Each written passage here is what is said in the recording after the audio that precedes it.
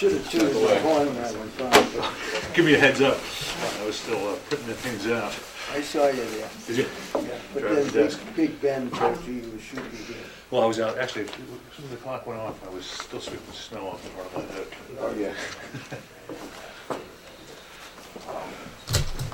I was gonna start the meeting, but I said, I know where you were. All right, we're good. So good evening, we're going to call to order the meeting for the Raleigh Planning Board for Wednesday, February 7th, 2018.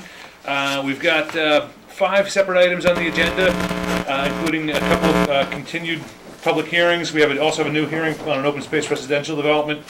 But we're going to start the meeting off with a discussion today with Attorney Tom Mullen regarding state gardens, regarding the retail sale of marijuana and products for recreational use. How you doing, Mr. Mullen? Very good, and yourself? Very good. Shall I come up here? Please do if you don't mind, yeah. Thanks.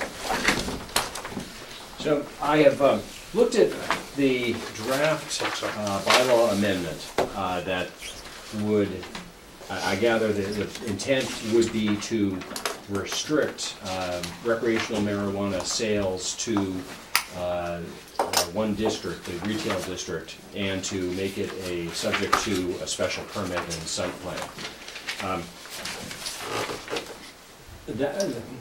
Generally, we regard our zoning bylaw as excluding any use that's not explicitly allowed. The effect, however, of the marijuana statute is to invert that presumption with respect to marijuana. So that if a community wants to exclude marijuana, retail marijuana uses of any kind from a particular district, it has to expressly say so in its bylaws. And if it is a community that, like Rowley, voted in favor of recreational marijuana, that prohibition must not only be effected by a town meeting vote, but also by a referendum vote. In each district? With respect to each district, that's Okay. right. Yeah. Really? Oh, really? Yeah, So so bizarrely, the effect of the proposed amendment would be to make it harder in the retail district to sell marijuana than it would in other districts. We need Because now we need a special permit. We're asking to put in there a special a permit. special permit, and Where? and if we didn't address it with respect to other districts, then it would be allowed as of right. So, Now, is this true with the medical too, or not? No, this No. is true of recreational. So our bylaw provision on the medical is okay, That's okay. right? So what I'd recommend is that you let me draft a revision and get it to you for your next meeting. And as I understand it, the purpose would be to prohibit recreational marijuana uses everywhere in Raleigh except in the Retail retail uses. district. Right. Right. yeah, not recreational uses, which is And the... That's right. Yeah, we can't forbid that has use. some restrictions. Right. Right, There are some restrictions in that district too, sure. Right. the 500 feet, right? So can you say that recreational marijuana shall be allowed exclusively in the retail district, or do you have to, would that Expressly excluded from every other district. would Well, that I be think that enough? would be or- an express exclusion. good. But in most towns, you have a table where Yeah. you'd have an N for no and a Y Right, for we don't have yes, that. and we don't have that here. So generally, you have an express vote to make it no in limited industrial, no in Okay. residential, and so forth. Here, it's just so long as we make clear that we are excluding the use everywhere except the retail district, I think we're going to be okay. Okay. So then, Cliff's suggestion that we might be able to do it by saying that it's allowable exclusively in the retail district, we're therefore excluding it from the other districts, or do you think nonetheless we have to Let address me- the amend the bylaw to Why place, don't yeah? you do a draft and then... Yeah, fair Yeah, enough. I'm I mean, I gonna- think you'll, that I process, want to do a draft that will be as clear as we can make it, that we're Uh-huh. excluding it everywhere else. Now, one thing I wanted to ask you about is retail sales are just part of marijuana establishments. They're the most visible and potentially the most troublesome. But there's also cultivation, there's production, and testing. Those are regarded as separate marijuana uses. Do you mean to forbid those generally, or are there places where you want to allow those, perhaps under a special permit? I mean, I never meant to, intended, just personally, to forbid those things. But actually, I don't think we thought You're right. enough about it. I mean, and at the same time, now that we're thinking about it, I mean, light industrial for production and. Yeah, right, or cultivation. Or cultivation, but certainly not outlying district for the same, right? I Right. mean, I'm not sure, but it seems to me that, Well, I think we should restrict it to the business light industrial. Right. district. because, Mr. Rowland, can I ask you something? Because I think there has been some suggestion that this agricultural, right to farm bill has some impact on the ability to farm marijuana, for instance. No, it Okay. doesn't. In fact, the marijuana statute is explicit about that. Okay, That's okay, good. Right. good, so we don't, then, people were suggesting that are ill-informed. Yeah, okay. No, I mean, but as much as this board has an opinion, I don't think we're in the position to determine for the town whether, Well, we what had- districts, we can make some recommendations. Well, I mean, we would have to hold a public hearing. on Right. it. It's not too much, there's not a lot of time between now and town meeting. I think it seems to me we need to get going. Moving on along. this. Right. Well, I think, Uh, well, what we're suggesting is that you'll get a proposal to us, and we can have an open meeting on it, hopefully by the next time we, next go around. March. I mean, as far as I understand, all cultivation occurs indoors with marijuana, right? That's what I understand too. Okay, so for that reason, we don't want, light industrial, I wouldn't want to see No. anything in the outline. No, That's why, no, so cultivation and processing in the business light industrial district and retail sales in the retail district. Right, and is distribution, not distribution, yeah, I guess, transportation and distribution, is that also a category we need to consider, say warehousing and distribution? That, I'm not sure. Let me take a look. And I take it that too would be something you'd want in light industrial and business. I mean, I think consistent with Yeah, I whatever think the so, I think so. cultivation would, Right. those seem to go hand in hand. But- And what about these marijuana cafes that I've been reading about? Do we need to take action with respect to them? I mean, Well, that Or is would it- be a category, I believe, of retail. Because the whole idea of the cultivation and the processing and the testing facility is you can't just go in and buy marijuana at any of those uses. But you can go into a cafe or a other marijuana retailer and Okay. buy marijuana in some form. but if we wanted to restrict that particular type of retail, I don't see why we couldn't do that. what would we have to do since the town voted for recreational marijuana use? Any categorical restriction or ban on a particular type of marijuana use, because you voted in favor of recreational marijuana, would simply mean that you have to not only go to town meeting, you also have to get a vote in a referendum To exclude to exclude. any of these. And so the form of vote is, it has to be virtually identical to the vote that town meeting passed. And it has to be preceded by a summary drafted by me of what's intended. So I think we should think about if that's a use I we mean, want to restrict it's a or. draft provision at this point. At this point, we don't even know whether it's gonna happen, this marijuana cafe thing, right? I mean, Well, the commission apparently is in favor, but the governor has come out against it. I don't know. So whether we should Can we put punt off, on yeah. that part? I mean, it seems like, Well, where it's not currently I permitted. mean, I don't know how you feel, but to me, that kind of use kind of scares me, and I'm generally not against these types of things. It's like having another bar in town. Well, that's how I, Well, maybe different than a bar, we don't, Yeah. this is a May not brave be new world. consuming much food. And can they, question I have, can they buy both marijuana and alcohol, or is that something that's, I mean, that's kind of scary. there's a couple of people in the audience that have a comment, so I will absolutely get to it, just wait for the appropriate I mean, time. could you have a restaurant with a bar also providing marijuana to the patrons? Yeah. I mean, I imagine, there's a lot of issues that raises, but right now, there's no there's nothing within the regs or the marijuana law that allows consumption at a retail establishment, am I right? Well, but they're all draft regs, so that, Yeah. In one confusing passage of the sometimes very confusing new statute, it says that if a certain percentage, I think it's 10% of the public, sign a petition, then they can force there to be a referendum on whether to allow in-person service at something like a cafe. And it's unclear to me whether, absent that kind of referendum, it's permissible or not. But if you're against it, I think we would lose nothing by being explicit about the prohibition. And I'd be nervous about not being explicit. Yeah.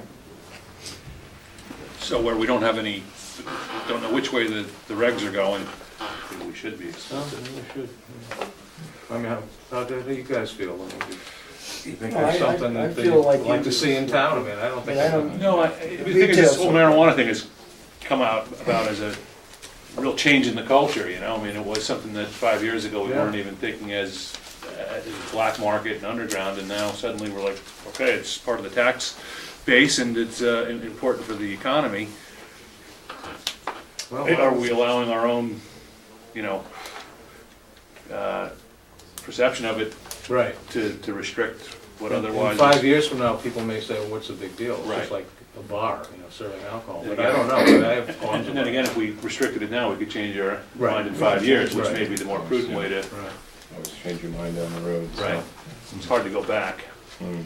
I mean, I think since you're drafting, we're gonna have an open meeting about it. After the fact, we could end up saying, well, okay, after getting some community input, we see support for this, we don't see support for that, so we can always amend. Right. Or the commission could just back down on the, they could change the proposal. Right, in which case, it's Yeah. what we do. Right. So, I mean, I think it would be appropriate to certainly restrict it in every district with the retail, include production and distribution in the light industrial Mhm. and retail? Or, With a special permit. Yeah, with a special With a permit. spe- yeah. Um, because, I mean, Because you right might now, be Route trying to 1 think is the where- retail district, and there is mixed use down There there. is, there is like, there are warehouses where Right. you could Become a theoretically. Artistic Yeah. Supply, the Yeah. Granite Company, I mean, I guess, I don't know, I Yeah. don't know. so it just seems like a little larger footprint for them Right. to look to. Yeah, And testing facility is another thing. I guess I would go with warehousing and Right. processing, yeah. You mentioned tax. We may tax up to 3%, but that too requires town meeting approval. And through the, start with the Board of Selectmen, I would think? Yeah, it's really not a planning board issue, Right. but I just bring it up. I mean, I think that that's something that the town should be no, I considering, think we definitely should do that. particularly relative to Well, I how mean, everybody else is doing why it, not? you know? We need the money. And I say up to 3%. I don't know why any town would choose less. Yeah, especially here. Very good job. So, I was gonna say but that. I noticed there's a couple people here that would like to comment on this. Mr. McCarthy, is it? Yes, sir. I would allow the residents of Raleigh to talk first, and then I will talk after that, if that's acceptable. Sure. Is there anybody that's, I know there's a couple issues that have, people want to comment on. Is anyone here for that specifically? Like, and I will certainly, only because your business, I'm putting you in line with him. No. Please, go I ahead. have no say. I just want to say, I agree with Cliff, he's spot on to be concerned about it, because a lot right now, articles I've read, were right down the avenue what Cliff is saying, that the marijuana industry tends to go head-on with the alcohol industry, and you use the word cafe, but they intend to set up essentially bars, but not alcohol, but full of marijuana. I think the Where you sit at a bar and you pick the Yeah. one that you want, and they tend to go head-on with the alcoholic industry. So you're spot on to say what you're concerned about, the cafe entity. Yeah, the roadside consumption of marijuana, which is, and, you know, it just seems to me, I mean, you can have one or two beers and perhaps be It's gonna be safe down to drive. Pretty soon, it's gonna be down to 1. You're right. Right. So anyhow, I think those are public safety concerns we have to be considering. Anybody else that specifically wanted to have a comment on regarding where we might go with the marijuana ordinance?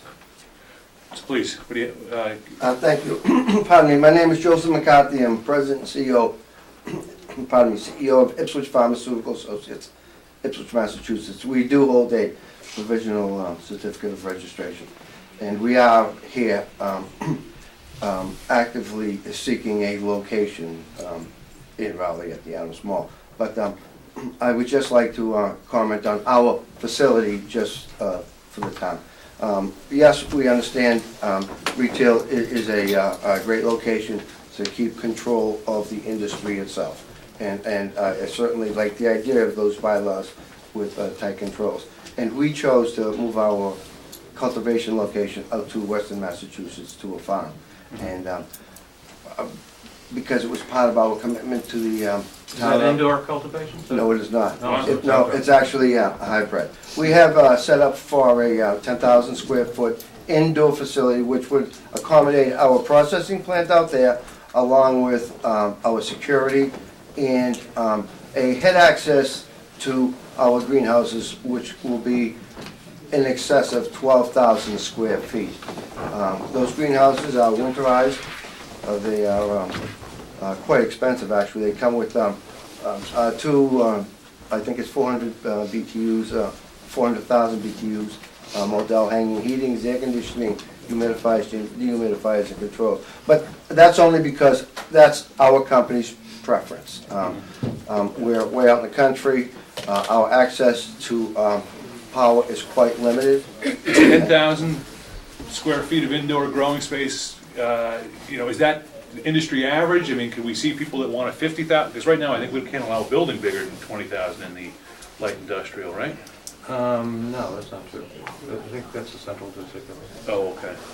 Well, just curious, I mean, is It there, depends on how large you want the industry to get within your control. That's what would be, that was something, if we wanted to talk about numbers, rotations, personnel involved, traffic, and all that, we could talk about that at another time. Just recently, there was a firm that wanted to have a cultivation facility in the Lucent building in North Andover. Oh, That's a yeah. big building, so I think But they were denied. The town voted against it. But we chose to move our facility out there, so it's one that we could create an economic development plan, just like how we want to give back to the community here.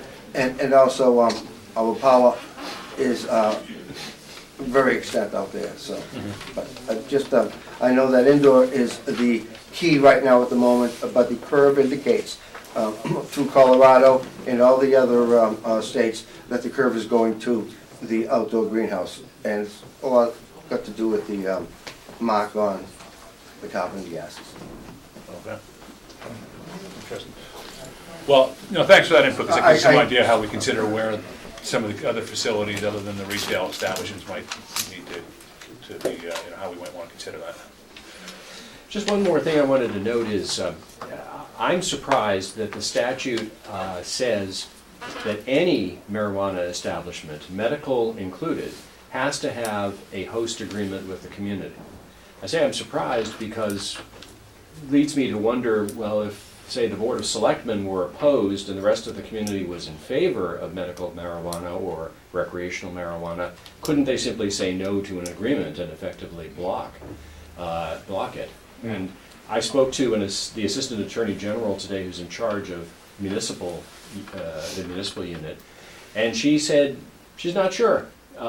She thinks that you'd court a possible action for bad faith negotiation if you simply dug in your heels and said no to anything. Everything. Contradicting what the town has already voted in favor of. Right. But it's not clear to me that the selectmen couldn't simply dig in their heels and say, no, we don't care what the bylaw says, we're just not going to enter into a host agreement.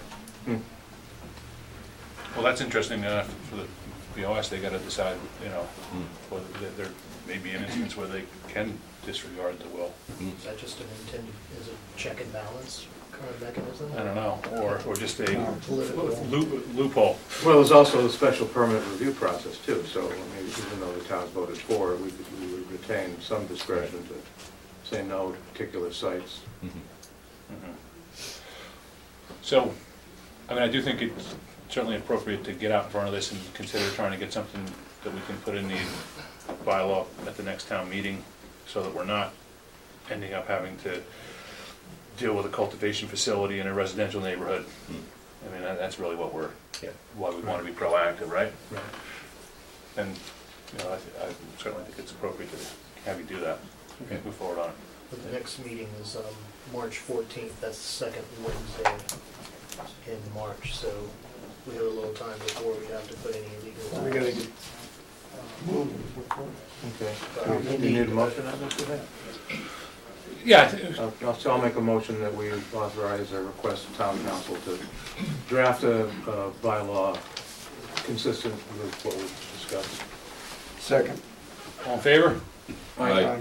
Yeah, appreciate it, thanks very much. Okay, very good. Thank you. Glad the weather held out. Good luck, Thanks. good luck getting on. On that note, Mr. Mullen, yesterday we were back and forth a little bit about what would happen if we did continue this meeting. Yeah. If the state had called an emergency shutdown of all and ordered all non-essentials home, if we were to post the sign, what would be the effect of that? Yeah, there's no particularly great answer to that. Okay. Because there's no statute that tells you. The gold standard is you re-notice and re-advertise everything that required any notice or advertisement at any point. And I think you could probably do that at no cost to the town, because in each case I'd approach the developer or applicant and say, we want you to pay for this, and if you don't, we'll go ahead, maybe we'll pay for it ourselves, but you have to worry that if you win, somebody is going to be able to attack it on a procedural basis in court. Right, so that's exactly where we felt we were putting it, but it does create a little bit of leverage to shift the burden back to the developer applicant to Right. come up with some of those expenses. Now, one thing, one question is, by what right do you continue the hearing?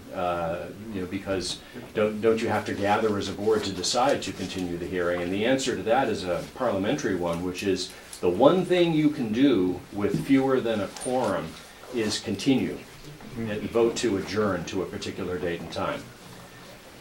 Okay, so, and I can see in your notes, if 3 of us showed up representing a quorum, we'd have to vote on each separate item at the time scheduled to do so to continue. However, if less than 3 showed up, we could continue the entire agenda, am I right? I think the safest thing to do would be in each case for you to be there when the hearing was scheduled for. Okay. And some boards avoid that awkwardness. This isn't why they do it, but they schedule everything for the same time. So all hearings are called for 7:30, and you get to them when you can. So there's no real Yeah. cancellation for emergency, snow, like if there were a blizzard or something, we would still need to. You still face the awkward issue of how do you deal with people who claim that they didn't have notice of the continued hearing. Right. Right. So I think better safe than sorry, take the conservative approach, and we'll also cross our fingers that it doesn't snow on Wednesdays. So we're not faced with it too often, but it's, so for that reason. No, we don't get sued. Yeah, right, yeah. So, good. And Todd, you come pick us up. This spot. All pile and right. Thanks. Mr. Okay, thank you. See you, thank Thank you, you. Tom. Mullen. So we've got 5 minutes. And then we can get 4 minutes. Anybody read any minutes here? I think it's gonna take longer. Yeah. I do have, if you want something short, I need everybody's information here, like in terms of your name, signature, and then expiration of term. I don't know that. If you were showing. How would I? Well, just give me your signature, because you have to Oh, because of the weather? Yeah. Good. It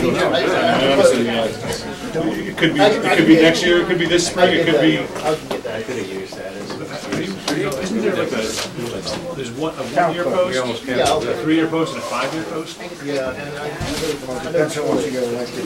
Yeah, but how often are you, when are you up for reelection, you know? 5 years. 5 years, right? 5 years. Just ask the clerk. Yeah, I can find out, but I just need signature, because I have to keep your signatures You can tell me how you doing? with the town, or with the attorney general up to date. I don't know if they teach it yours. I think it's really, you and Troy, everybody gets a signature.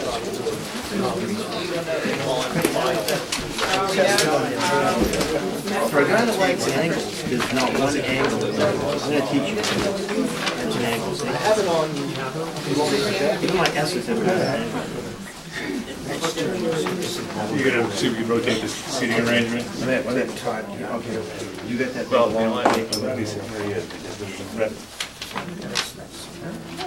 Issued to his father, then he sent, he was at Mark, he had Heinz baked beans before he showed up. but- We've got some standing room here for people in the hallway. So a couple of chairs left. I'm gonna stay.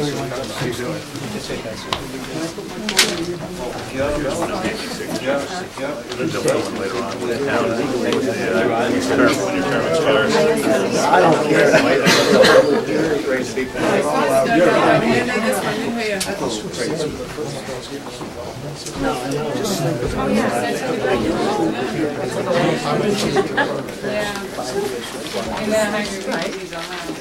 Yeah, that's on good. They're already there, what are they doing? Name this company, you want to do that.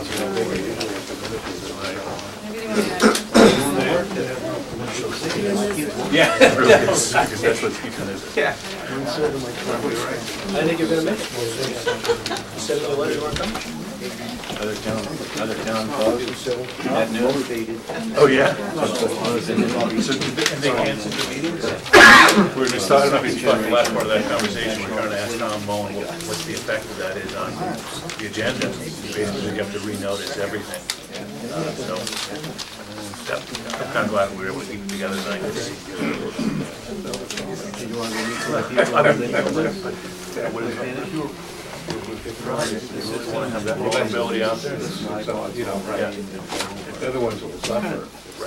Because That's their parents were but the kids in the town. And,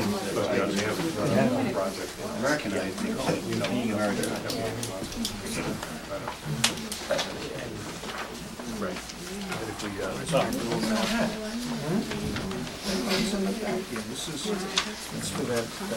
I think we're close enough. So, it's 7:30 PM, we have a continued public hearing for the site plan review for a large-scale solar photovoltaic facility at 623 Weathersfield Street, map 11, lot 53, in the outlying zoning district. And for the applicant, how are you? As representative, good, how are you? Very good. For the record, Robert Blanchett, civil engineer, Camden Engineering Agency, representing Valley Solar. What I'd like to start off by doing is going through an itinerary with all the topics that I'd like to discuss this evening with the board. We'll start with an introduction, of course, speak just a little bit to Mr. Graham's recommendations. I will present the revised site design, and I have with us this evening Keith Akers. He's our project solar engineer. The applicant has some supporting documentations from a project forester, and then from there we can turn it over to the board for questions. And then beyond that, I'd like to review the site plan criteria and go over each one of the site plan review criteria, ensure the board that the plans comply with the town of Raleigh bylaw. Terrific, thanks for mapping it out for us. Sure thing. All right, so let's get off and running. So late this morning, I received a letter from Mr. Graham. It contained mostly recommendations. In his letter, he did indicate that he had not performed a thorough review, so I wasn't expecting to really get into any great detail this evening. So I think with that, I'll move on to discussing the revised site design. Since our last meeting, we discussed many things, one being the proximity of the solar panels to the abutting lot lines. As we're all aware, the minimum setback distance is 15 feet. This revised design reflects doubling that to 30 feet. So along the common lot line with Bejor and Mr. Cassiotis, the closest array panel to the lot line is no closer than 30 feet. But what we've done is we've moved the fence with the array panel. So now the fence is 8 feet. There's a gap of 8 feet between the panel and the fence. We're maintaining the proposed screening along the fence line. So the minimum distance between the fence and the lot line is 8 feet, and then there's 8 feet between the fence and the array? No, from the array to the fence is 8 feet. And Okay, then from the fence to the lot line is whatever's left. okay. 22 feet. So in some cases, it's 44 feet, in some cases, it's 22 feet. It varies as the panels Okay, but, move around. gotcha. So, and yet, with the intention that the closest point that an array is to the lot line is 30 feet, you said? Correct. Okay, Yes. thank you. And again, we're maintaining our evergreen screen along the fence. We've actually added through here, we've added additional, we're specifying a Colorado blue spruce. We added additional Colorado blue spruce through here and along the fence here to better Do screen. you have a landscaping person on your staff that's actually, telling you that this is a good tree for screening purposes? Or is it- Kim you know, does not have It a strikes me that landscape- you're an expert in landscape engineering, but probably not in landscaping, right? True, I'm not an expert in landscaping. The tree selected was based on its height, its width, its ability to grow in this climate, and fill in the space, between the fence and the abutting property line. So if you would like, we can certainly solicit the opinion of a registered landscape architect to assure that that particular species is going to fulfill the requirement. Well, it's more than that, too. I mean, if you go and plop down this species, bump every 20 feet, it's gonna look like a nursery or something, I don't know. It's not gonna look natural. I think you should get a number of trees and make it as natural, the border as natural as possible, with different Different species. and different longevities and different Sure. growth patterns. Okay. So that it is more natural and people won't say, what's that big tree line going through the woods here? Because it won't look natural. Right. So maybe stagger them. I don't know that you need Cluster them. I don't know that you need a registered landscape architect. No, you need, But you need someone who's in that business and knows what they're doing, it could be a nurseryman, Yeah. or So something you- like that. I know you have a comment, If I but may interject, our forester who works with us on the farm and has for many years, he works with a number of landscape nurseries and he's been intimately involved in the selection. So he has a master's degree in forestry, 35 years of experience.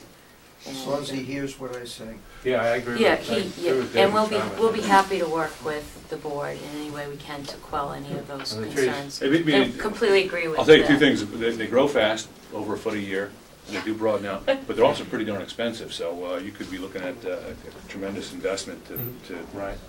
so you may find that coming up with And we a work with variety, this. you may be able to mix that up a little bit so that, and the net result be something more financially viable. But that's one issue. So, good, thank you. Okay, so moving on, I'd just like to add that the remaining land between our proposed buffer screen and the property line will remain a natural buffer. We're not going to touch that. So whatever trees are there will remain, whatever shrubs and different plant species are there will remain in this area here between our screen, our evergreen buffer screen and the lot line, all through this area. Well, there again, and I'm not saying that we necessarily agree with your setback, but there may be existing trees there, but there also may be opportunity to plant some kind of understory plant, like rhododendrons or something, that would make, that would reduce the impact on your butters. And that's what, landscape guy would know about, so. Right. Okay, agreed. Definitely, as Ms. Berkowitz said, we'll reach out to our project forester and solicit his opinion on ground cover and And of course, it utilizing needs to different be screening shown on your species. plan as well. I don't Of know course. if you're doing that Yep. now, but. Yep, definitely. Right. Yeah, right now I have one species specified on the plan with a typical planting detail for that, for planting. May I just add another short comment relative to the rhododendron goats, based upon the livestock underneath the apple. See, So, and certain types of sheep, no, actually it would kill them. So they're poisonous to goats. So there are a couple of different, but yes, agree. That's why you want to have Happy your to work with- forester. Exactly. So happy to, and it also depends on which variety of livestock that we use. Sure. So we certainly appreciate that, and we'll get share that at any time. Alright. So beyond that, we of course have revised our stormwater management system, and Mr. Graham's office has the revised plans, calculations, and it appears as though if this is the design we're going to move forward with, we'll fall through with a thorough review. We did add, if you go to the next sheet for me.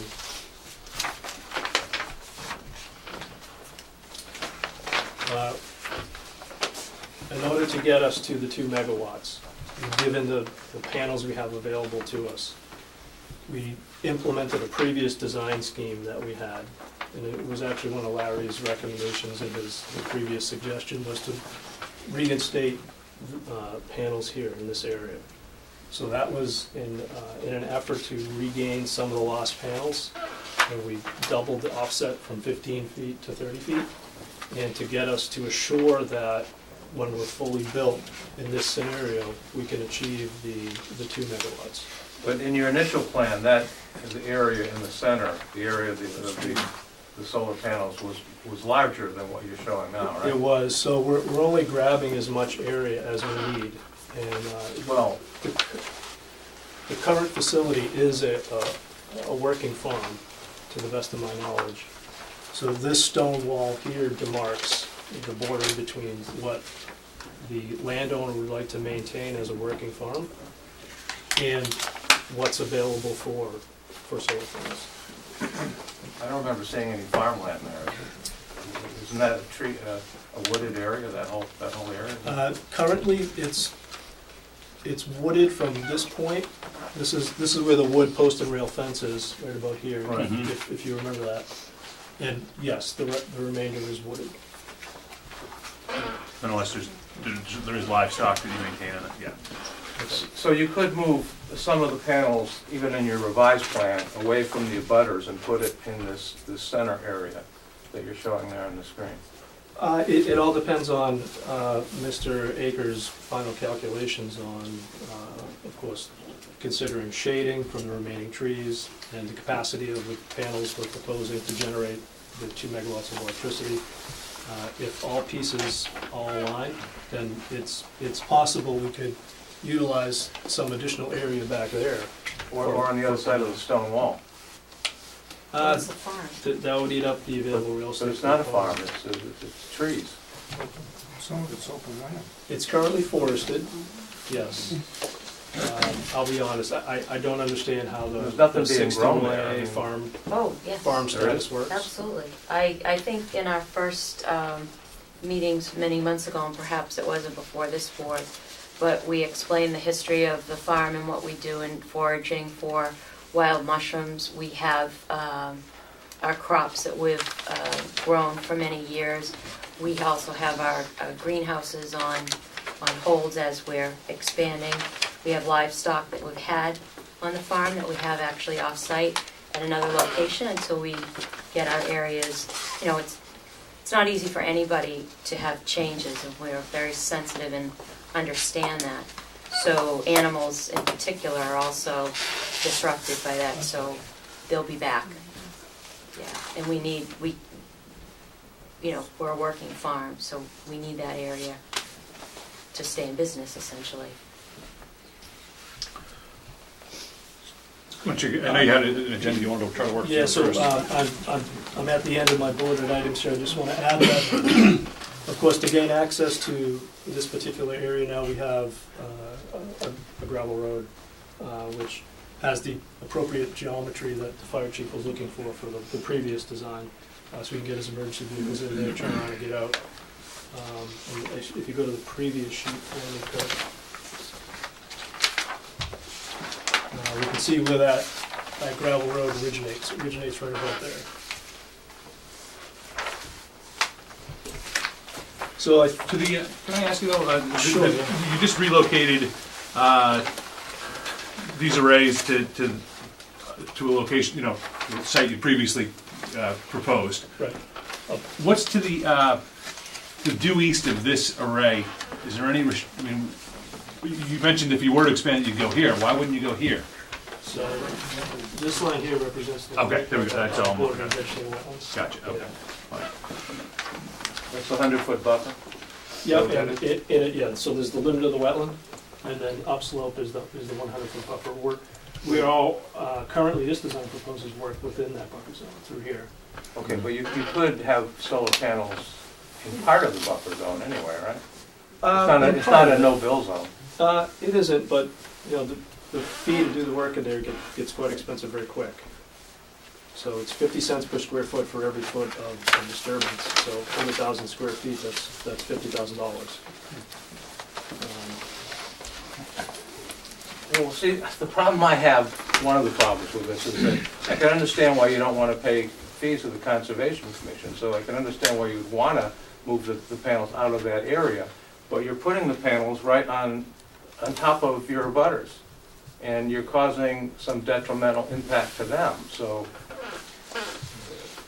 how can, you know, they're not going to be I think thrilled about the, you know, about the idea of you doing this just to avoid paying fees to the Conservation Commission. Well, in our defense, we did just double the minimum setback from 15 feet to 30 feet. We're still proposing screening, we're still proposing a fence. We're more than happy to arrange the screening such that it doesn't look monolithic. In speaking directly to the solar system itself, the way it functions, actually this is a good segue to hand it over to Keith. He's going to discuss the actual function of the system itself. Before we do, I do think that I want to get some comment, and we can start here. Tom Ms. Beatrice. Attorney Tom Beatrice from Salem, Mass. I represent the applicant as well. And just to address Cliff's last point, certainly there's a financial aspect to that, but it's also an effort to minimize any impact on the wetlands. I understand you can't balance that conceivably against the impact on the neighbors, but there's an effort to stay out of the wetlands completely if possible. We're not talking We're talking about the about wetlands, we're talking about the buffer zone. There still has a potential impact. It could trigger some issues of conservation. I mean, You can say that. I think the, Those impacts are all set.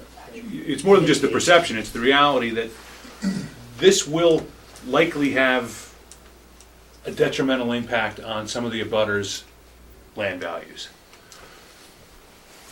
If the option is to have a detrimental impact to the applicant or to an abutter, I think we have to consider shifting that burden to the applicant, because we're not in a position, you know, I don't think, given alternatives, the applicant should bear that burden. And in this case, particularly as it relates to the two properties that that Mr. Grant's pointed out, it's significant. One gentleman is going to be surrounded on two sides, and now by, you know, an extra 15 feet doesn't really change the fact that, look out the front and side of his house, he's suddenly what has always been, you know, a wooded landscape is now going to be very much a, you know, an industrial landscape. Although, you know, some efforts are being made to mitigate that more than we've previously seen. I think, you know, we got to go through all this, but I think that the 30-foot buffer, the 15-foot buffer is a minimum in that district, but it never contemplated this type of density. With this type of density, we have the discretion to say that buffer is, as a minimum, needs to be something much more substantial. Particularly where there's alternatives. I mean, you Right. don't have to site it in this area. I mean, Like, all in favor of solar energy, but you gotta you gotta cite these appropriately and not impact your neighbors. I mean, and where you have alternatives, now those alternatives may cost you some money to do it that way, but it's gonna cost them some money, or at least two of these abutters, if you build these arrays the way you're planning to. May we get just an overview of what the process is here? I just became aware of this via something in my mailbox. I live on Weathersfield Street, and I'd just like to know where you are in the process. I see that there's site plans being developed. Does this mean that it's being approved, or is there an opportunity to rebut this? I mean, you are coming in in the middle of the process of having an open meeting. The applicant Okay. submitted a plan. We scheduled the first public meeting. A few people showed up. We did a site walk. And at the first public meeting, the placement of the solar arrays was actually a lot more palatable to the board and anybody else that was here to consider it. And for that reason, we didn't get a lot of response at the next meeting, but the proposal changed substantially, so this board deemed it appropriate that the applicant renotice the abutters so that they could be aware that something significant had changed. We're still in that process, so this is the third open meeting, and we're going to continue to deliberate it so long as the applicant, wants to pursue this permit, and at some point we'll make a determination. Thank But you, sir. we're here so that people, And- like yourself can comment. And if I may, what is the property zoned for? Is it a residential zoning, or is it a? We have something called the outlying district, which allows residential use, Okay. agricultural use. Okay. Pre-existing uses are permitted in every district, depending on, and it specifically allows solar arrays. But 2 megawatts sounds like quite a bit of energy to be developed, and that sounds to me like it's a business. Am I incorrect? 7 acres. It is a business. Yeah, no doubt about it. It sounds like it's going to generate revenue. There's no question about it. Okay. And that's allowed in the zoning on the outlying district? Yes. It's currently zoned, it is a permissible use, and the fact that it changes the character from the owner it's Raleigh Solar LLC, they're clearly a business entity, but that's not, an element of our, whether we. That's not a factor in your decision making? Exactly. Can I just go back to that other point? And your point was well taken, Cliff's as well, in terms of the detrimental impact. But the bylaw does say specifically, I hate to nitpick about what the bylaw says, but it involves a detrimental impact as to the use of the property, not necessarily the design of the property. So in terms of, and it's It's an specifically. interpretation. Exactly. But it specifically mentions creation of a nuisance, which it includes with respect to the operation, which involves noise, odor, unsightliness, vibration, Unsightliness. or light trespass. Unsightly and light reflection. But they're still talking about the use. Well, No, But the that's use, a fine distinction. the use, at 30 feet, it has a different impact than the use at 100 feet, for instance, from the above. In terms of light. The impact on the surrounding neighborhood, at least, that's. Well, that's a little different than the land value issue than what you're describing now. But that detrimental impact affects land value. At least that's the inference we're But that's- drawing. I understand that, but that's not what the bylaw actually says. It talks about use. And if it creates a nuisance, or there's an issue with but reflection or whatever. the use is creating a nuisance. Unless it's properly designed. Right. But it's not, the use of, I don't, I certainly think don't you're want to. misusing the word use. Well, I didn't write the bylaw, I'm just trying to. It's a very narrow interpretation of use, and Sure. Doesn't refer Out to of curiosity design. again, I apologize, I'm also late to this process. Is there any noise associated or lights or any, what is? As much as I could let them address that, we did bring it up at a prior meeting, and from what it's been reported, it's no more than a refrigerator. May I comment after he comments briefly? Mr. Chairman, if I could bring Mr. Akers to the front, he can certainly address all the particular solar issues that are being asked. So, But you're not unbiased. Pardon? You're not unbiased. You're part of this I will group. give you, yes, I am part of this group, Okay, but the information I'm giving you is gonna be all factual based, not hypothesis or For that previously, anything. we talked about the noise, it was based on the number of inverters. They didn't really have an exact number of inverters, so that that comparison to the refrigerator was based on one inverter, so until they actually pin down the number of inverters. Right, so it's something we're definitely aware of, and we'll continue to follow up on it right now, based on what they've proposed. The noise aspect of it seems like it is not something that we're terribly... I'd like to comment when they're ready on the Do noise. you have front. that gentleman's name? Sure, it's Grenier, Grenier, 476 Weathers. Thank you. Everybody used their name. Yes, yes. Okay, my lovely wife Shannon and I took a walk to the piano, 579 Weathersfield. 579 Weathersfield. We Yes, took a notice. walk to the new the pianos on Central Street. The owner gave us permission to walk, keeping in mind that the piano, there's a solar panel company that owns it. The people, I think, from Country Garden lease the land to them. So we walked from Center Street down, 75 feet, I could have, 75 feet to the machine, to the building, I could hear humming, 75 feet. Slightly. The closer I got, the louder it got. 75 feet from the building, I could hear it. And anyone can go down there with the owner's permission, if it gives you permission to go listen to that noise. How many megawatts does that? You know, it was on a slab, it was a small building, 0.5? but see, I'm one of the You're going for two, I abutters think that, he's at 0.5, but Tom worked on it, right? Is that 0.5? I can't recall. So it'd be a multiple of 4? trust me, if I could hear it for 75 feet, it's louder than as requested before a refrigerator. And I have horses on my property, and they're sensitive to sound and noise anyway. Anything. I agree with you. I live probably a mile from the turbines in Ipswich on Railroad Avenue. And I can hear the blades moving when the wind's right, and I can hear a hum from something. There's a hum down there. It's a And with distinct no hum. notification or anything from Ipswich, and I'm on a budding property. And again, it gets to detrimental. I understand your concern. Because I live in the woods and I'm gonna hear that hum. And my horses are gonna spook from that hum, I can guarantee you. I have saddle prints. So, the applicant has a working farm, I have horses. And those buildings, which I believe, he hasn't pointed them out, I believe they're only like 30 feet, 40 feet from my property line. So, from my property line to their 30 feet. So, I think there's one or two, and I can guarantee you, from 75 feet, I will hear that noise all the time. You talk about, excuse me, you talk about detrimental impact, noise is one of them, sir. I would agree with respect. Thank you. What number are you? 579. So Woodley we're Island. not proposing Woodley any extra Island. buildings, but what we do have is And a, another thing is that those pianos will be facing my horses all the time. we do Talk have about a detrimental impact. Excuse me, I'm concrete sorry. That's fair slab, I enough. apologize. a concrete slab on grade. So the purpose of housing a, not literal encased housing, but fixing to the slab, a transformer and one of our inverters.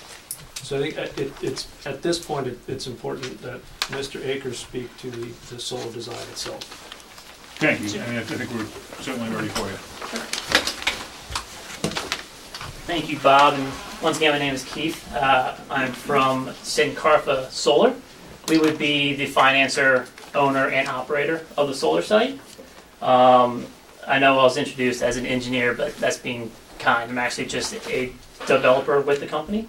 It's more on the finance side. So for the technical aspects of the design of the site, that's where Bob comes in. But to the questions that the audience has about sound and glare, those are things I can speak directly to.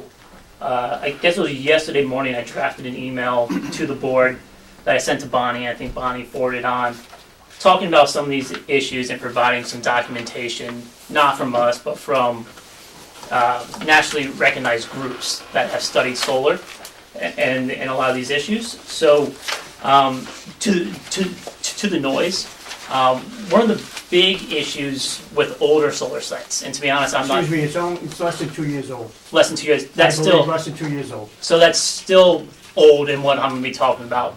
So you saw big houses, right? A small house. A small house. So, believe me, it was not unsightly, in my opinion. Right. It was not unsightly. And if I had to guess, and I haven't seen the site yet, I can go back and look to confirm this. I bet that was probably a central inverter. And a central inverter is really just one inverter to convert the DC power that the panels make into AC to go onto the grid. Since that time, since 2 years, we've actually moved from these central inverters, which are bigger and noisier, I definitely agree with you there, to string inverters. And when these are the size of, called a Kleenex box, that go on the back side of every panel, and the noise of those is significantly less. So the study that I sent out to the board was put on by Mass CEC, and what their study concluded is within 50 feet of one of these string inverters, the noise level ranges from 40 to 60 dBs or decibel levels. And at that range, I think on the low end, 40 is about the equivalent of raindrops, 60 is about normal conversation. So that was based on doing all these acoustic studies on these smaller inverters, which we would use at this site. So there wouldn't be those big houses. It's not a big house, sir. Right, well, sorry, not big house. So there wouldn't be the houses that you saw. May I just interrupt you? I live in the woods. We only hear branches from wild animals. I have a young rider, 9-year-old rider, on a horse. That kicks in, spooks the horse, she falls off. That whole system is too close to my home. Excuse me, Sandra and I's home. Noise is noise. Correct. Any noise in my wooded area is noise. Correct. But so that's why there is the fence line to keep animals or horses outside of the race. So they wouldn't hear it. Right. You're too close to my property line. The noise is a noise. The horses aren't going to go near the fence. There's my tree line.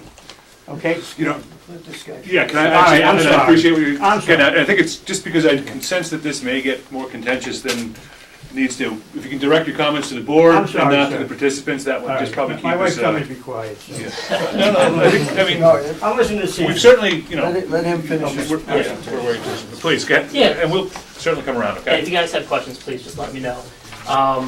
So what is the purpose of the building then? If you're saying every panel's gonna have a Kleenex box behind it, right, so it's gonna create noise up to 60 feet, is that what you're saying? 60 decibel levels, Well, there's something about 60 feet to be. 50 feet, yes, but To be the sound of people talking.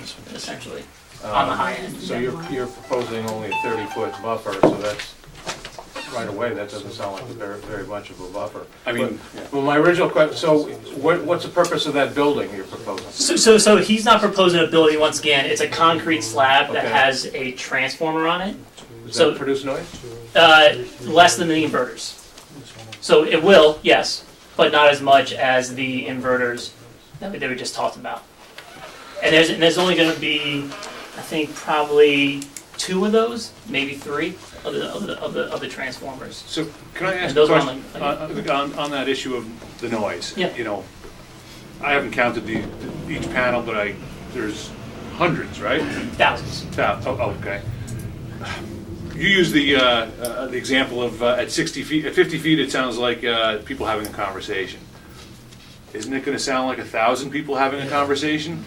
No, sir. It's measured from the furthest panel out. So it doesn't do it as an aggregate noise group. Okay, for so those in a row. each one of these isn't a separate conversation that's gonna turn into a Correct. cacophony of people, you know, okay. Well, that at least, you know, resolves that in my mind.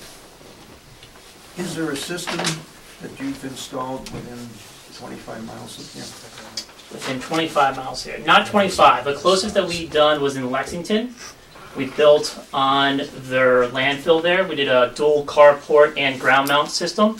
So the carport's different than this, but the ground mount is very, very similar to what this would be. Smaller in size, but in design and scope, very much along the same lines. Then outside of that, the next closest ones would probably be in Palmer or Bolton. Too far. A little further away. In the aggregate, we've done over 100 megawatts in the Commonwealth, spread out across 25 to 30 projects, all over the state. So north, south, east, west. Primarily, we've done ground-mounted systems like this on properties similar to Bonnie's. But we're also, one of our specialties is building on environmentally sensitive areas. So the brownfields, the landfills, and the Superfund sites. which it's a great way to repurpose those areas, but obviously the permitting with those sites, a lot more stringent. Have to go through Mass DEP, obviously, because there's a lot of concerns with what's already in the ground there, and making sure if you're putting these things in, you're not going to cause any additional issues or expose anything that's been capped. So I know that was one of the major concerns is, are these systems safe? Some of the attachments that I sent to the board with some of the MSDS sheets or the material safety sheets for these equipments, and those are for the panels, those are for the racking, and those are for the inverters, the major equipment that's going to be found on the site. Basically stating that all these equipment have been tested and they're certified as being safe. As the owner-operator of these projects, there's nothing more important to us than making sure the projects are safe and they have a long life. So we don't want to build a cheap product. We don't want to build a product that's not safe, because then we're on the hook for a lot of liability and a lot of issues. So we only use products that are certified, nationally certified, so the UL listed, and obviously they have been certified as being safe. Along those same lines, this is just one project, and like I said, our company's only done about 25 or 30, which is still a good amount, but in the last decade in the Commonwealth, over, I think it's around 3.2 gigawatts of solar have been built.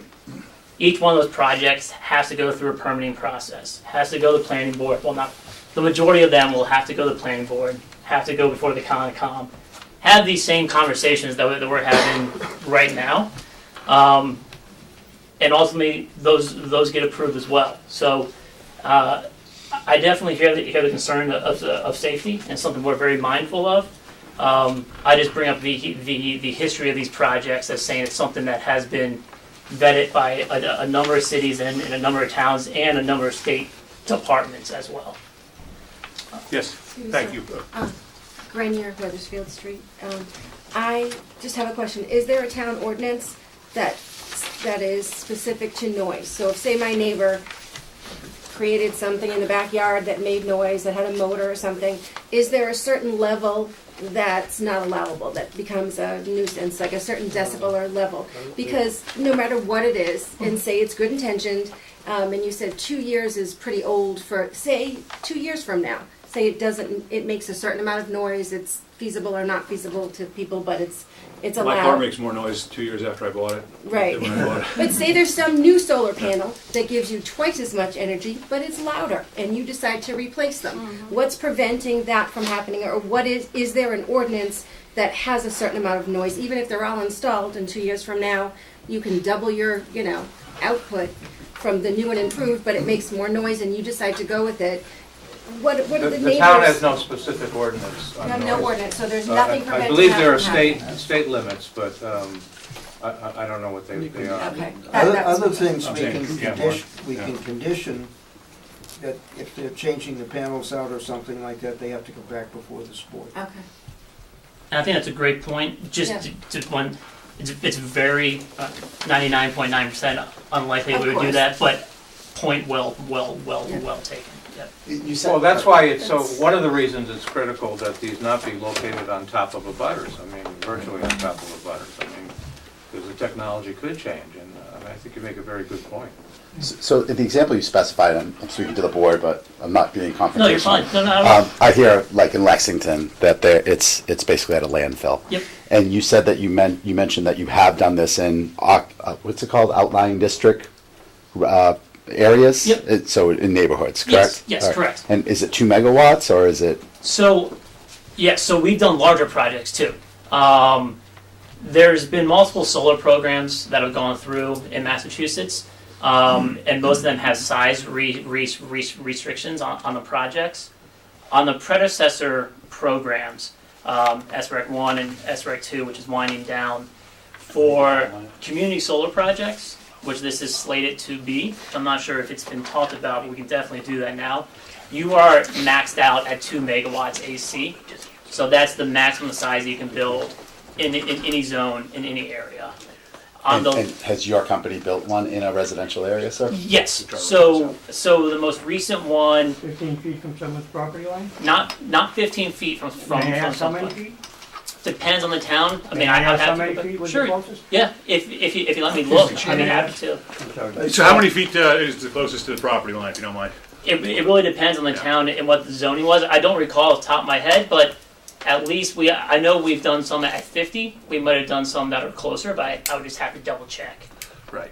And as much as that's insightful to us, we're not bound by some other thing that Exactly. did. So, you know, Exactly. and so Sorry. as much as this is, you know, the right forum for this, we are always moving these things forward, and we also have another number of issues. I want to give this fair shake, but can we, you know, I want to try to go through and get some comments from people. I'm not sure we're all going to deliberate it. We're going to be back here on this.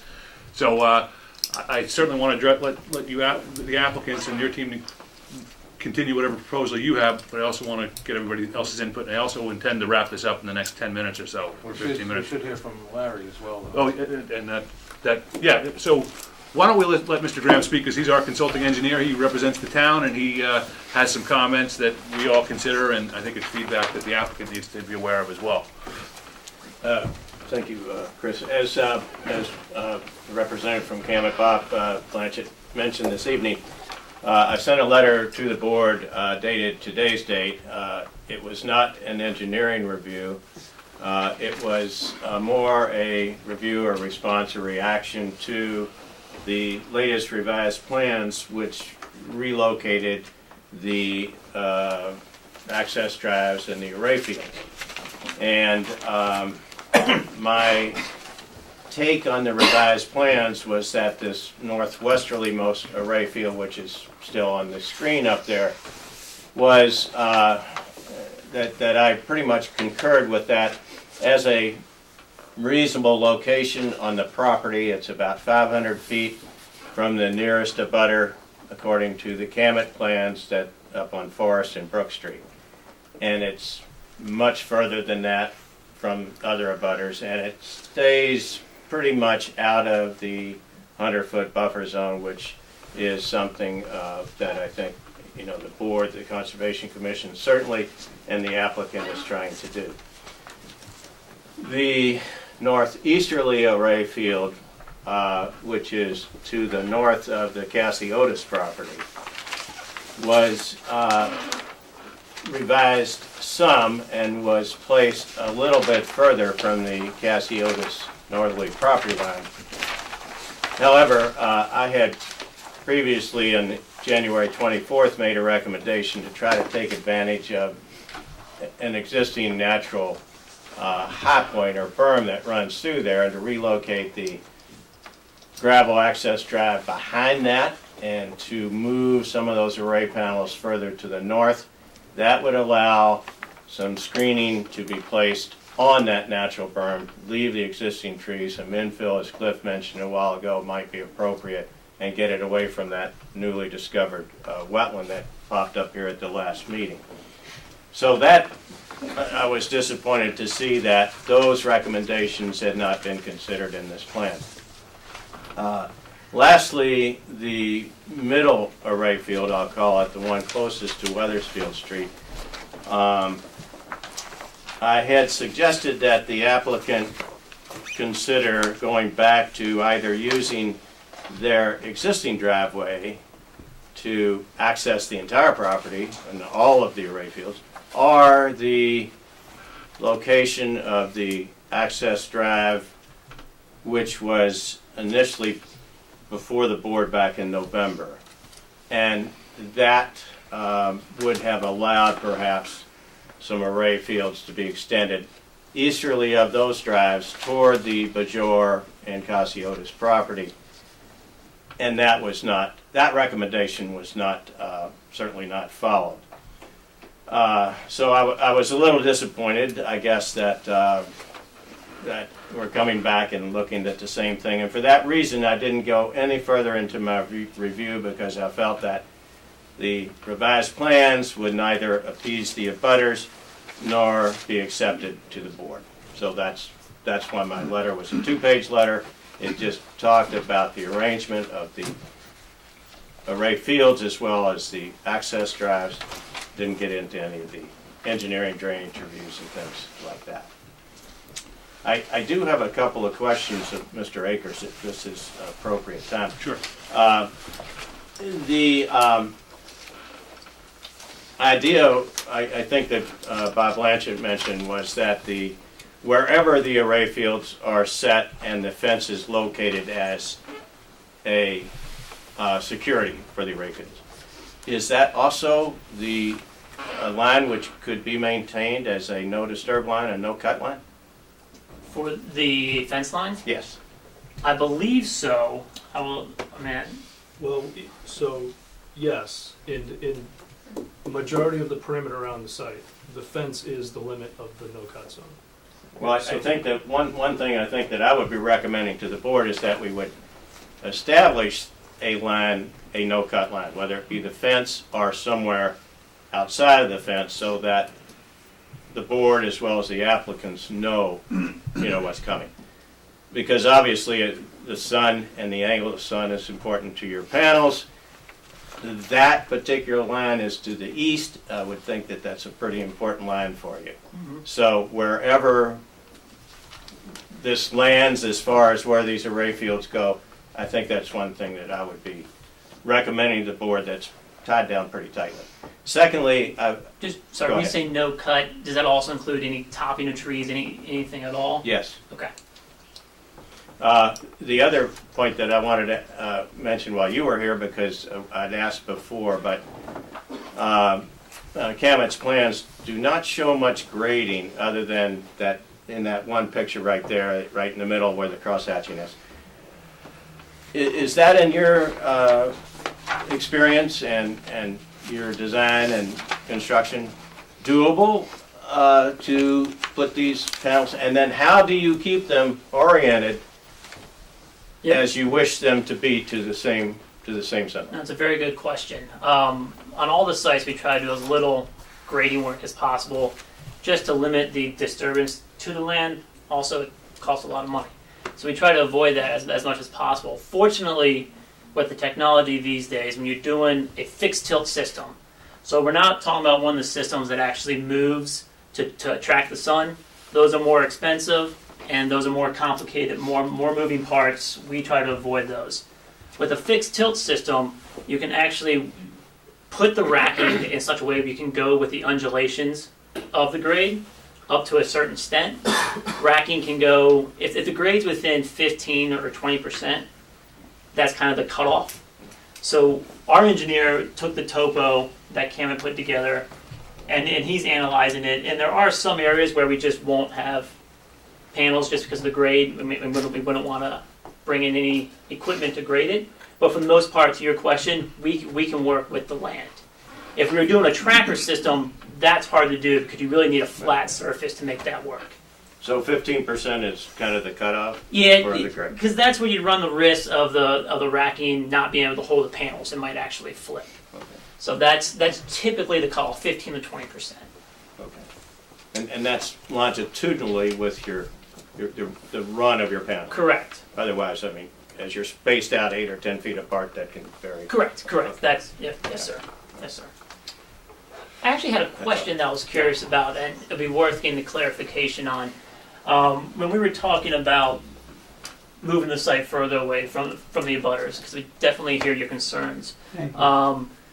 Were you thinking of additional 15 feet, 30 feet? It would be good just to have an idea so we can have our engineers look at what that looks like. And I'm just curious. I appreciate a lot what Larry's saying in terms of taking advantage of some of the natural topography there. That berm that he's speaking of is less than 30 feet from the beginning of it is, yeah. Yeah. I mean, it probably So in that goes back instance, 75 feet. that creates a natural barrier on its own. So 30 feet may be appropriate there, but where you get these low spots, or particularly low spots that are lower than even the abutter, then you have a sight line that really seems to have a negative impact. So, I mean, I think we're at a disadvantage by not having a standard in the bylaw, and it's something I think as a town we need to consider. But I think that, 75 feet. The problem is the standard loop won't work in all conditions. Right. Because you've got some natural things out there that would work in their favor, and some natural things that means that we're gonna have to have a bigger buffer. I mean, the bottom line is they need to minimize the impact on the butters, and when That's up to them. Well, but when we look at the plan, and when I look at the plan, and I see some areas that are far, as Larry pointed out, 500 feet from the nearest abutter, and they're not totally utilizing that space, I get very concerned about that, you know? I agree. I think Larry's letter and the intent of his letter was, when I read it this afternoon, was fantastic. Yeah, I agree wholeheartedly with that. I mean, and Larry, I wanted to ask you, is there any, because you raised this issue in your letter about whether, you just meant to discuss which access drive they use. Is there any engineering reason why they couldn't use the existing driveway to access the solar facility? Well, I don't know of any. That would be up to the designer to come up and say, yes, this is a problem. But in the November iteration of the plans, there was a driveway just to the east of the existing drive by maybe 75 or 100 feet. And in our initial review of that, we didn't uncover any drainage or engineering issues. So I presume that it could be moved back to the applicant's existing driveway. And that would create more space for panels, right? Right. If you used either of those drive locations and located the panels easterly of that, I believe you could maintain nearly 100 feet from Weathersfield Street, maybe 150 feet from the Bajor property line, and the Kasi Otis property would have nothing to their west, although they might still have that array and that larger field to the north. But even the field to the north is beyond their own barn. Yeah. Quite a bit. So No, it's, you know, yeah. as much as I don't want to speak for you, what really struck me was the proximity of the array to your front and side yard. Yes. And, you know, as you get beyond the barn, you have your own space there that creates a buffer. My concern was the panels facing the barn, but that's not supposed to be a concern.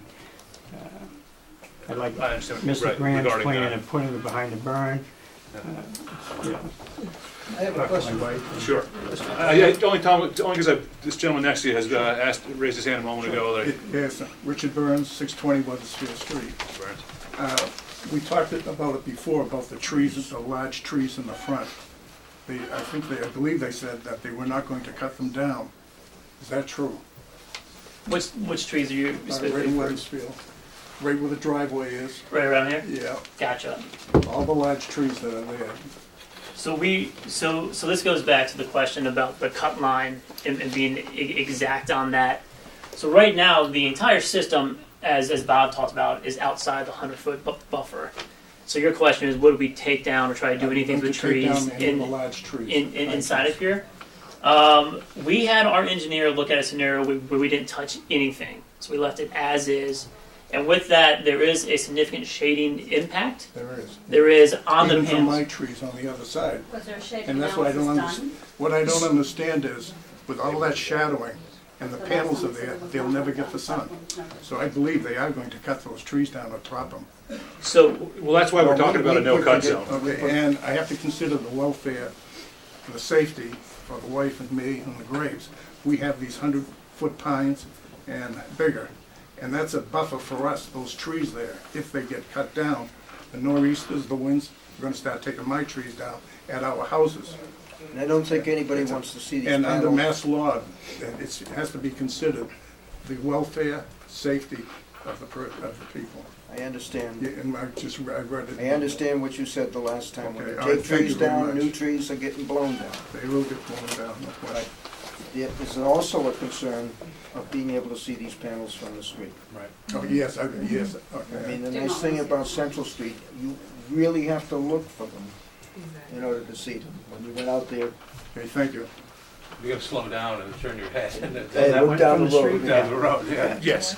I would ask if, Kirk, I think I had sent you an email, would you like to enter into the record, maybe read to quell some of the In terms of the, folks from the from the forester? So there'll be somebody of an expert that can answer some of those concerns, and then I can top it off. What was his name? John Robbins. Well, he's looking that up. There's quite a few people here, and we are going to move things along. So who else? Is there somebody that would like to comment specifically about this and has? Yes. I would like to comment about it. Yeah. Kudos to the person that put the poster in front of their house, "Don't screw your neighbors." Yay. Okay, on that, I'm Tammy Graves, 624 Weathersfield Street. A couple of things that I'm really confused about is, there was said that we need to, the applicant said they need their area to keep their farm area there so they can keep their property value going. But what they don't understand is our property value, several people have contacted several real estate people in regards to all of our abutters' property areas, and we were told that our property value will probably decrease by about 40%. So 40% is a significance to each of us homeowners. And it amazes me that you can talk about the welfare of their livestock or the welfare of their property or putting the driveway in their existing driveway so that you're not adding a driveway in front of my home or Mr. Burns' home and messing up that whole facade of Weathersfield Street. It amazes me, and I know it's very difficult for people to understand that when it's not in your front door or your back door or your side door, you can't appreciate it. But it's in a lot of our front doors, back doors, and side doors. And I think that we're missing the point when we start talking about all the different, oh, well, this array is going to face this way, and this buffer zone is going to be this way, and this way, and this way. But what we're missing is the big point that all of us, our property values are going to diminish 40%. No one's missing that. And that's significant. Your perception that we're talking about livestock and. Well, she was talking about livestock not eating rhododendrons, or livestock going to be going through the solar panels. I mean, how does that work? Do farm animals go it's all through part the of the solar? process, but that's not. Well, my other question. I think we all do know how to weigh what the important issues are. Well, what factors have more weight than others. Well, certainly, your property value is more important to this board than the welfare of the goats that might eat the rhododendron. Because at times it feels like it's not. At times it feels like that the pushing through of this project, the pushing through of this business is what is the utmost importance. And it's not. You know what? We've listened, wholeheartedly to the objections, and as a result, any effort, there's no pushing through. We're going through a process. Well, if this godforsaken thing gets pushed through, I guess who is watching or maintaining, I don't know the right words to say, but who is watching the person do it? Like, how do we know if they say, oh, so we're not going to cut any of these trees in the front, and we're not going to cut any of these trees on the side or anything like that, and then, so it goes through, and it's built, and then all of a sudden, a couple of months later, we see trees missing from here and trees missing from here, because guess what? This panel can't see the sun. So we didn't realize that. So all these trees that we left open, now suddenly they can't see the sun. So now all of a sudden these trees are gone. Pardon me, but they're not allowed to do that. If there's a no-cut zone, it's a no-cut zone. But I guess what I'm saying is, how do we know that if this project gets pushed through, who's monitoring this? Who's monitoring that, little things aren't going to be slipped in, that all of a sudden what was there is gone, or... what's the recourse if they do cut? Yeah. That's the case with every project we approve. Once it leaves us, we have an order, and only the building inspector, has the enforcement mechanism on that. And that's true of every single project. So we do our best to make sure that the rules we put out there do protect long-term and have a forward-looking perspective about things like decommissioning this site in 25 years, making sure that there's indemnity for neighbors in case their trees fall on your panels. That's not their fault, as Mr. Burns brought up. But you're right. This is not an enforcement board. We don't go out there and measure compliance, but we do order compliance. But the best eyes on the project are the neighbors. Right. What is the process, though? I'm still not understanding what the process is. At what point does this get voted on? Does the planning board have the authority to basically They told us to endorse vote on it this? tonight. We Who's would they? vote on what the applicant. Okay. They said, this is the final proposal we're submitting, we'd vote on it, and I think you have a good idea which way we'd vote. Let's vote. Okay? Amen. But that being said, they're here to listen to our comment and come back and take another And look. how do we know, sir? Because I never got the notice of the previous 2 meetings. So how do we become aware of when this will be on the agenda next time? You know, this is worth talking about. We'll let You you know, everybody got notice based on proximity to the project, and that's consistent with the law. And that's who was notified. Whether you were in that, you know, if you weren't notified, it's probably because you're not what the I town got is- something in my mailbox. Well, that was just one of your neighbors. Okay, so that wasn't the formal notice. Okay. Beyond that, though, you know, the town does publish the agenda for these meetings on the website that the town maintains, and frankly, you know, as much as that may seem inadequate, that's where we're at. You know, that's what we do. You can also call Kirk, the town planner, at any time and ask him. 5549. Okay, The thank friendly you. guy with it. And is it customary that, like, when you have these dilemmas, that the abutters, we basically kind of identify another expert and have some kind of counterpoints, if you will, that from an expertise perspective? You certainly have the right to bring in, you know, Okay. supporting information. While the public hearing is still going on. Gotcha. So at some point, we're gonna close the public hearing. and Okay, at that but point, not today. Well, we haven't decided, but, well, I don't know, we'll have to talk about it. So back to my question, so there's no one that keeps track of what's going on over there and makes sure that they say that they're doing what they're supposed to be doing and stuff like that? That was my question. It's good. Larry, as our consultant engineer, will be viewing the project during the construction phase, okay? Right, Larry? Correct. Good. And, Yeah. go ahead. Well, I think once it's constructed and fully operational, I think your role will probably end at that point, right? Usually. But, you know, not theoretically, the town is responsible for monitoring and enforcing whatever decision we make. Although I admit, you know, town enforcement is less than perfect, I have to admit that, it's not perfect, but we're responsible for Yeah, it. they come to me, they want. So And you do have legal rights in the event that they violate a condition of the decision. And that's what I was gonna say. I know you probably don't believe me when I say this, but in addition to the town, we are very conscious of making sure we abide by the law of the permit, because the last thing that we want is to invest a lot of money and then have the permit pulled from us if we violate it, because that's the last, I mean, that does us no good whatsoever. So we will, whatever conditions there are, whatever cut zones there are, we will make sure that when we're building the site, we will abide by those. That's in our best interest as well. is there any way we could actually see, I mean, I know that we see this black and white on the paper and things like that, but can we actually see like a visual, like a diagram or something? Because this doesn't really help you much with seeing what all's gonna be gone. So listen, I'm not gonna, we're not gonna do it today. The engineer's heard it. We'll have a subsequent meeting. If that's something that he's concerned with, of your objection to it, he may decide to bring in something that can give you a little more visual to understand it. But we're not gonna require them to bring in an example of the panel and demonstrate the noise. It's just not. No, I don't want the panel, I don't want the noise. I want to know what it's gonna look like. What it's gonna look like Design.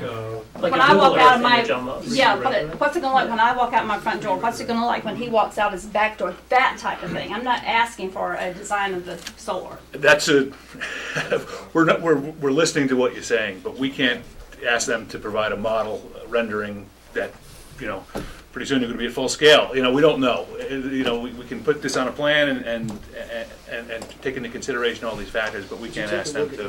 There are examples around the area, like the one in Right, so maybe Lexington, is we'll- that all Yeah, two-way? well, saying what we could do is with Google Earth, we can find a site of similar characteristics, and you can go back in time and look at what it was before the site was there, and then what it looks like now with the site, so you can see what's been cleared in a little before and after, to give you an idea of what it would look like.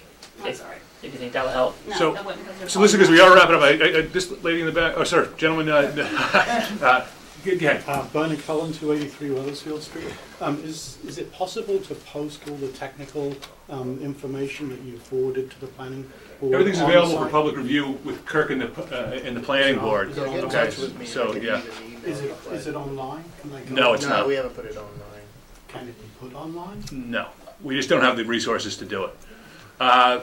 So before we wrap this up, I want to let Mr. Mullen, Tom, Beatrice, please, get too many attorneys here tonight. You have any more comments? Not at this time. Okay. But thank you. Can I just ask one? How long would it take to build this? How many months or how long would the building? The actual construction- construction part for a 2 megawatt site should take 3 months of actual construction work. Thank you. Yep. And how many people are coming on site on a given day? For construction? It really just depends. Gosh, I would say you would have no more than 10 people max, because they stagger them in crews. Mr. Yeah, Larry. So it's not much different than building a house. No, No, sir. pretty good points. Are they going to look into what he's going to, revise? Well, we think he has pretty good points as a rule. Very good. And that does lead me to where I think we should go with this, which is to give you guys some indication. I mean, I think what we're having is we're hearing a lot of people in the community have some strong objections, particularly as it impacts, some of these neighbors. They're not all impacted. They're here to support their neighbors, because we all Compromise. feel strongly that we wouldn't want it to happen in my backyard and have nobody stand behind me. That's why I think some of these folks are here. So I think what we're really need you to be cognizant of is those objections, and as a result, how those objections play into this board's decision making. And I think that indicates that you need to get away from those lot lines. Beyond that, I mean, I think Mr. Graham's suggestion that you go back to this existing driveway makes a lot of sense, because it opens up some land on your field. It also takes it out of Miss Graves' front yard. No, which driveway? If you go back to the existing driveway, that moves it right into my front yard. Yeah. They use their own personal driveway. That's the one I'm talking about. Okay, I thought. Yeah, when I say, yes, not existing location on this Right, plan, right. the driveway that exists on the property today. May I make one last comment, or no?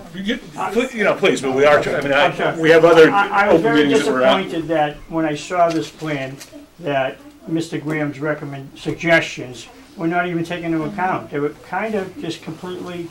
I agree totally. I'm just saying, it was very disheartening for my wife and I to say, oh my God, not only did they disregard it, they added another field. But it didn't change the impression to this board much. Thank you very much, thank you, and we appreciate it, thank you. So, please.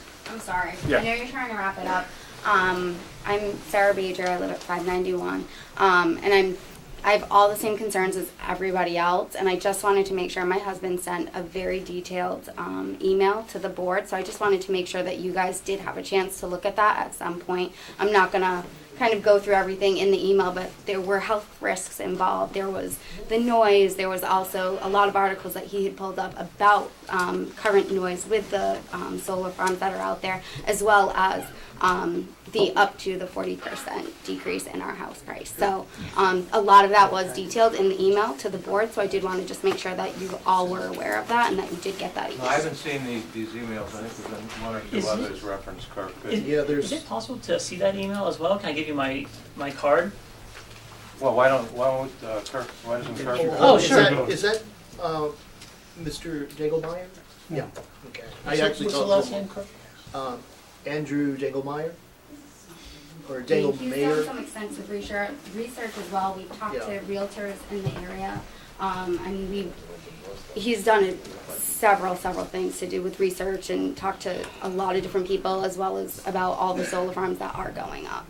So, like I said, I just wanted you to be aware and make sure that you guys did get the email. Thank you. So we definitely will do that. Thank you. So, listen, at this point, unless somebody really has something to add, Can I just say one thing? Sandra Cassiotis, 579 Weathersfield Street. I just want to say, I realize that we live in an outlining district, and we're not in a residential district, but I think... It is a residential district. It makes one exception for solar facilities. But still, it's a residential. But still, I'm worried about all the other neighborhoods where there's so much space around them. I'm concerned about it, that we might go down one street and, wow. Well, it's my opinion that you can cite these things appropriately, and as an example of that, I would, refer you to the Central Street. I'm just... So that's the question, it has to be appropriate.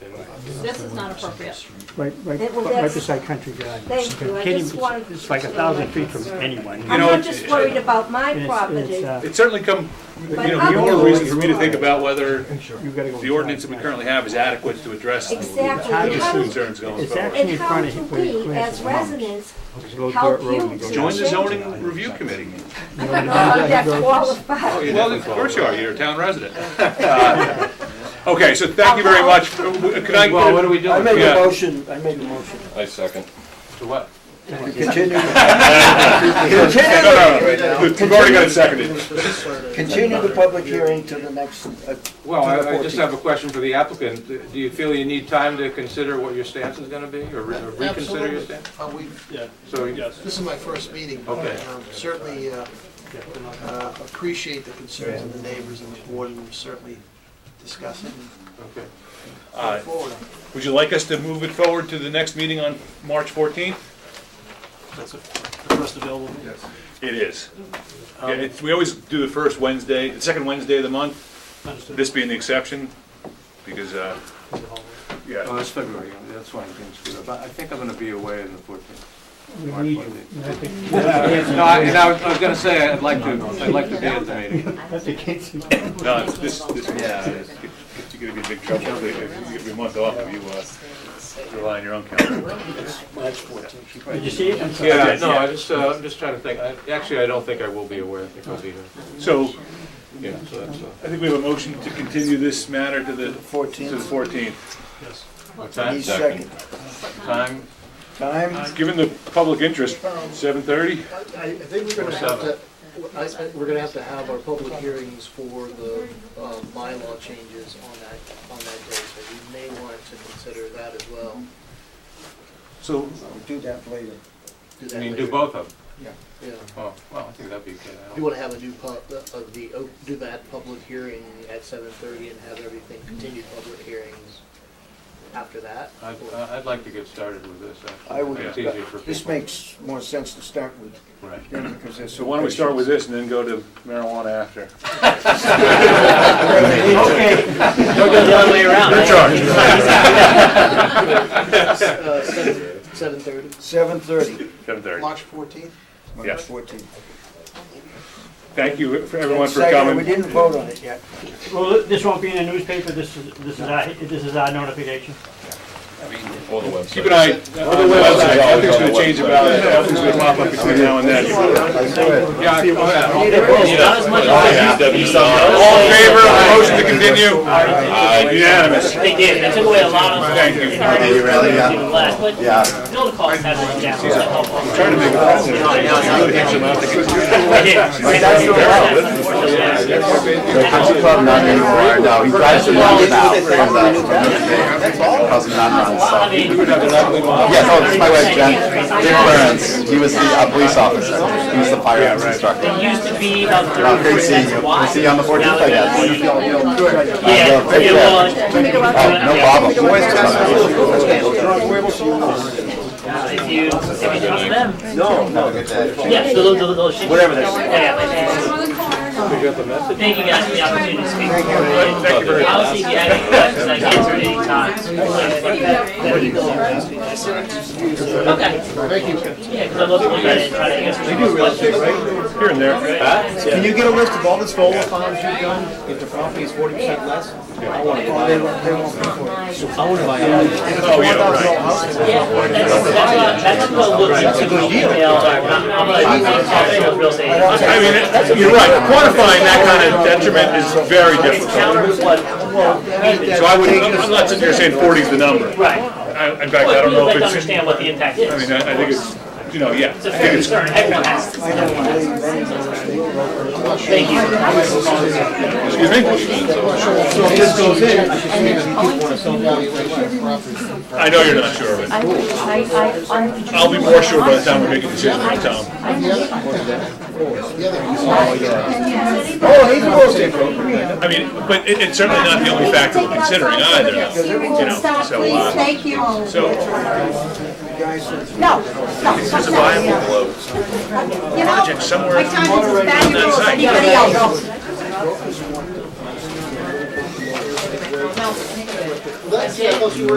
I decided to come.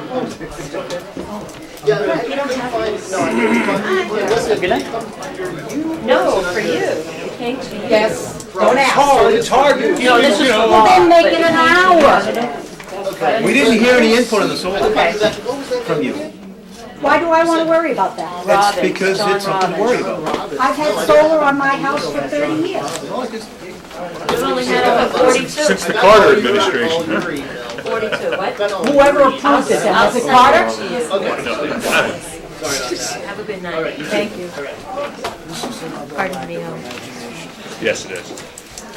All right, so, gentlemen, I apologize for the late start here, and everybody else, I know that we had you on for a little earlier, but that's the way it ran today.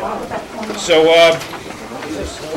at this point, I need to open a new public hearing on the open space residential development, OSRD special permit site plan review submitted by Michael Hart for the property consisting of 16.8 acres located at 50 Newberry Road, also designated as Assessor's Map 5, Lot 4, in the outlying zoning district. And for the applicant, who do we have?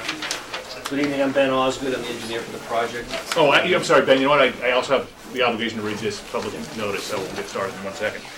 In accordance with the Massachusetts General Laws, Chapter 4, Raleigh Protective Zoning Bylaw, and the Raleigh Planning Board Rules and Regulations, the Raleigh Planning Board will conduct a public hearing on Wednesday, February 7th at 8 p.m. in the meeting room number 5, the downstairs of the Town Hall Annex building located at 39 Central Street, Raleigh, for the open space residential development special permit site plan review pursuant to Section 4.4, uses permitted in the outlying zoning district, and Section 6.4 of the Raleigh Protective Zoning Bylaw on property consisting of 16.8 acres located at 50 Newberry Road, also designated Assessor's Map 5, Lot 4.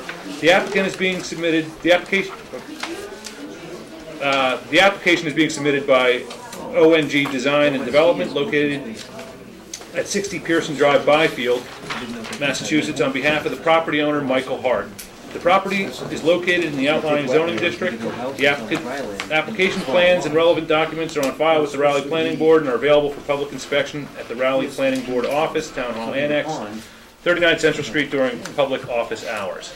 So, once again, Mr. Osgood, if you want to go ahead and get started, Good evening, sure. my name's Ben Osgood, engineer for the project. The developers from ONG, Rob and Tom, who are the applicants. ONG, the owner, I don't believe is here. They have an agreement to purchase the property from the owner, so. Okay. As you mentioned, I don't know, do you want me to use this? You can work together to try to get the right plans up there. So I guess we'll just start, go to the, flip to the next page. The existing conditions plan. So this is the existing property that we're talking about, 50 Newberry Road. So out here on the left side of the screen is Newberry Road. It's a long, kind of narrow piece of property that opens up towards the back. There's an existing house located right here in the central portion of the property where the current owner lives. The plan is to keep that existing house as part of the development. There's a driveway that comes in. You can kind of see the tree line right there where that's the existing driveway, and that's where the proposed roadway would be located. The property, you can see it's hilly. It's a very variable terrain. You can see some of these areas here. This is a knob. It's a hill. But the central portion of the property, coming down the driveway, is pretty level. It just slopes from front to back. There is a wetlands located about midway down the property. And there is a resource, the groundwater protection resource area here. There is Mr. Graham made a note in his review that it is mapped as a habitat area. We obviously need to go to the Conservation Commission to have the wetlands proven, which this is not a great time of year to do that, but I have talked to Brent about it. So if you want to go to the next slide, we'll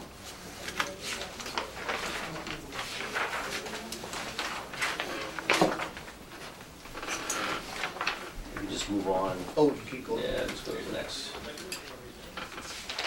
Keep going.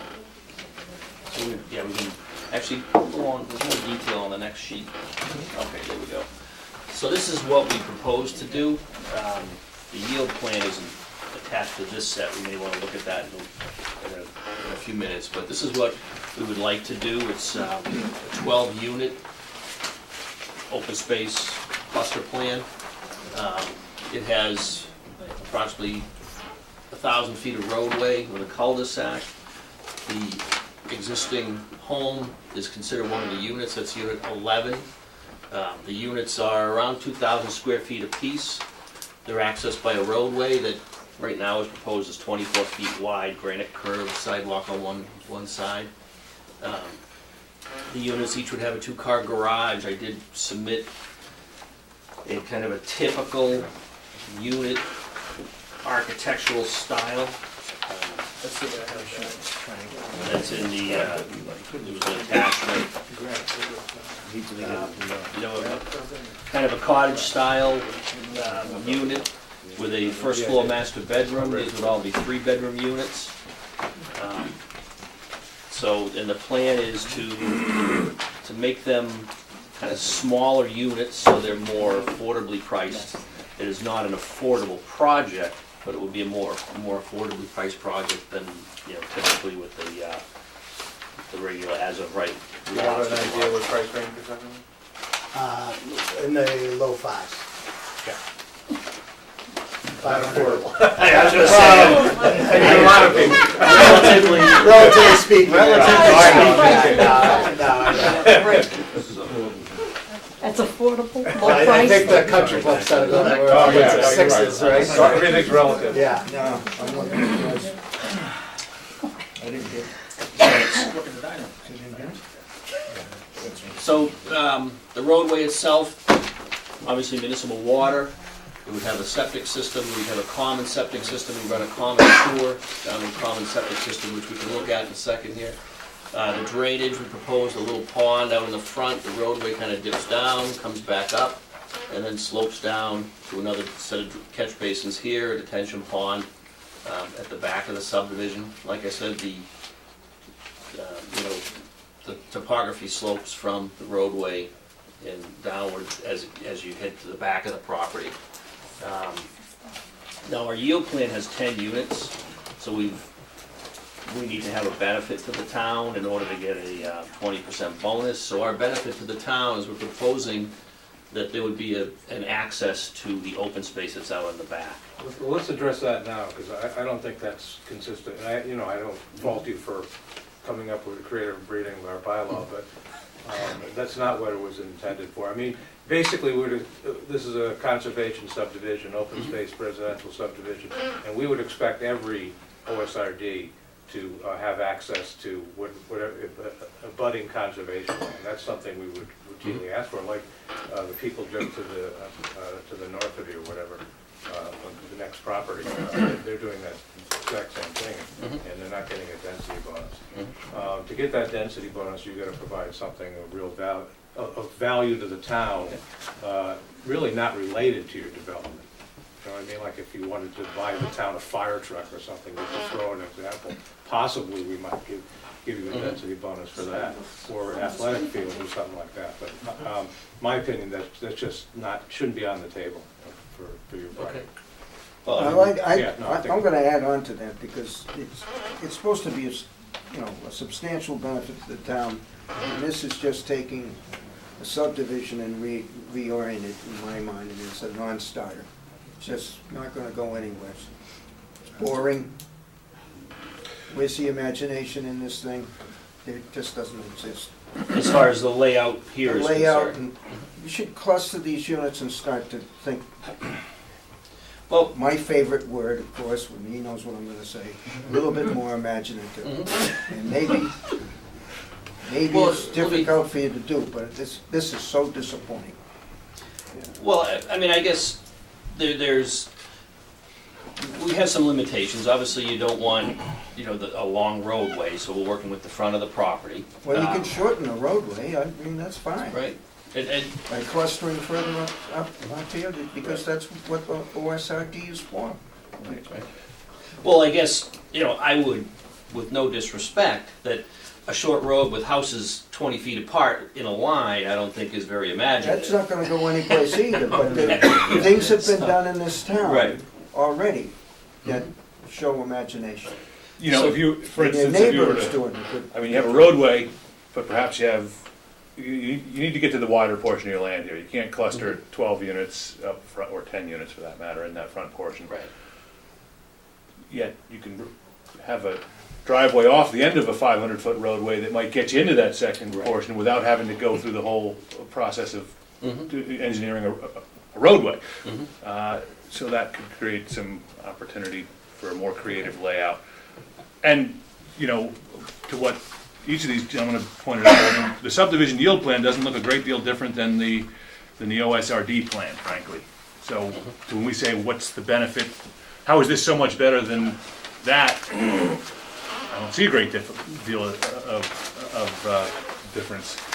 I don't see it. So, with that being said, we can give you some ideas of what we think are more creative and more create that benefit that we want, so that we can give you the benefit that you want. You know, and that's, I mean, that's helpful, and we appreciate that, and we definitely want to work through this process. Yeah. So, but let me talk to you. I just want to mention a little bit about what we were trying to do with the way we set the units. Now, again, like I mentioned, this is a very varied topography. We've tried to work with the topography. The roadway, we're trying not to create any, massive cuts and fills with the roadway. We've used kind of existing areas. For example, these driveways, this is an area where the homeowner it's very level, and the homeowner's cut trees in there. He burns wood, the existing homeowner, so it's kind of clear. It's not as heavily wooded as some of the areas, and it's just kind of a nice area that would fit a few houses very easily. Yet we're trying to leave, like this knoll, for example, which is covered with mature hemlocks, trying to leave that there to kind of keep the feel of it's a wooded neighborhood area. Same with, here's a very large area here. A lot of it's off property, but it's we're trying to protect the base of that knoll as well. Coming in, and there's a knoll here. We're trying to keep the entranceway kind of obscure and not announce a big subdivision here. By putting a unit that's right there, kind of having an entranceway, and obviously there's a long way to go from now to approval. We have landscaping plans and different things like that. So that we've tried to work with the topography a little bit and try to keep some of those. We will absolutely be doing a site view before we get anywhere near, so that will help us appreciate what you're talking about in terms of how you're working with the landscape. I also, when we came in for a preliminary with you guys about a month or so ago, one of the things we talked about with the board was, I had mentioned I really want to do single family, because I know the neighborhood, and I know that's kind of, and you guys said you don't care if they're townhouses or that was one of the things you guys said to me, and I still, doing duplexes or whatever, I don't feel like that was something for that area in my mind because of the way it's set up, but I'm starting to feel like maybe we get creative with that instead. And I don't think the neighbors, to be honest with you, but that's just my feeling on it. So I guess we're trying to get creative on that instead of some of the other stuff that I know that's in town with, either duplexes, triplexes, or whatnot. Knowing some of the past neighbor input, if you come up with a good proposal, the neighbors will be on board. Okay, I mean, I just felt like single, I felt like single. Depends, right. We have plenty of questions about the road. Yeah, I just figured single would be better than having, but I'm, we're open. I mean, obviously that's less expensive to develop and less expensive to build. And well, I think it gives you, it's a more efficient use of space, so it gives you room to be more creative, it seems. Absolutely, yeah. I mean, you'll be able to work with the site even better with the topography. Without a doubt, yeah. And I agree with you using the site to generate whatever forms come up. Sure. And they don't have to be the same plan throughout the whole project because... No, yeah. The last thing I would want to do is say, look at your neighbor, what he did, and that's a good example. But there is 40 was just developed with a very similar project. Sure. And yet, I think there was a total of 3 buildings, there's 2 duplexes there, and each of those duplexes is totally different. Right. Sure. I mean, I think I agree with you, there's no creativity to having townhomes that all look the same in a row. Right. And I'm far from being, other than, I've seen houses, I'm not an architect, I can't tell you what the, you know. I'm an architect. He is an architect, so I mean, I know what he's going with it, but I mean, there are some newer. There's I been think- some great things that have happened Yeah. in town in the past. Yeah, and I'd love to, yeah, some And I was examples. asked to yeah. be, consider this board before I even moved here. Sure, So- yeah. No, I mean, I'd love some examples So from the the- board. I mean, we think they call it the. Yeah, of course. You know, like I said, I guess I was thinking that, you know, cottage style. Yeah, Single-family village- homes as opposed to your neighbors on the other side of the wall homes. Yeah, of course. That's yeah. what I would always want, I don't really. I mean, and I think thinking just the other visually way, too, but and the other thing, like he I said, would we always were- want to live in a neighborhood, this is my house, this is my land, all the way around it. And But the some other- of the millennials you know? will go Yeah. to a different type of Yeah. Yeah, living, things are and you might be changing. able to get your costs down a little bit by Yeah, showing. without a doubt. I was actually, believe it, taking into the neighborhood and just in my mind, only because one of the things was, and I had said to Ben, I'd like to see him off the street. So like he said, you're not driving by, and so I think it that's a sounds good- to me I like think you that's guys a are good actually idea. saying, bring it Yeah. closer to the street. Well, that's how I'm feeling from some of it, you know? You're right, and that's why we That's got how out we this discussed process, these because I Yeah. mean, when, you know, Your best piece of land is. I feel like close to the we back. Yeah, but we we want cut to you get off to quick the because we town just had a and real everything, long yeah. meeting. But when you mentioned that the first house is way off the road, I can see the reason Yeah, for that. I You're can not too. you're not citing the first home site on the corner and, you know, Right. and saying, okay, you're here. And for that reason, it seems to me it's not that as important that you have to build single-family homes, because you're off of the street. where- Sure, okay. It's sort of like you're creating your own neighborhood, it seems to me. Mhm. And that's Small the neighborhood. important thing, to get the people to work together. And you may be able to have to sell it in a condominium form. Yeah, yeah. Yeah.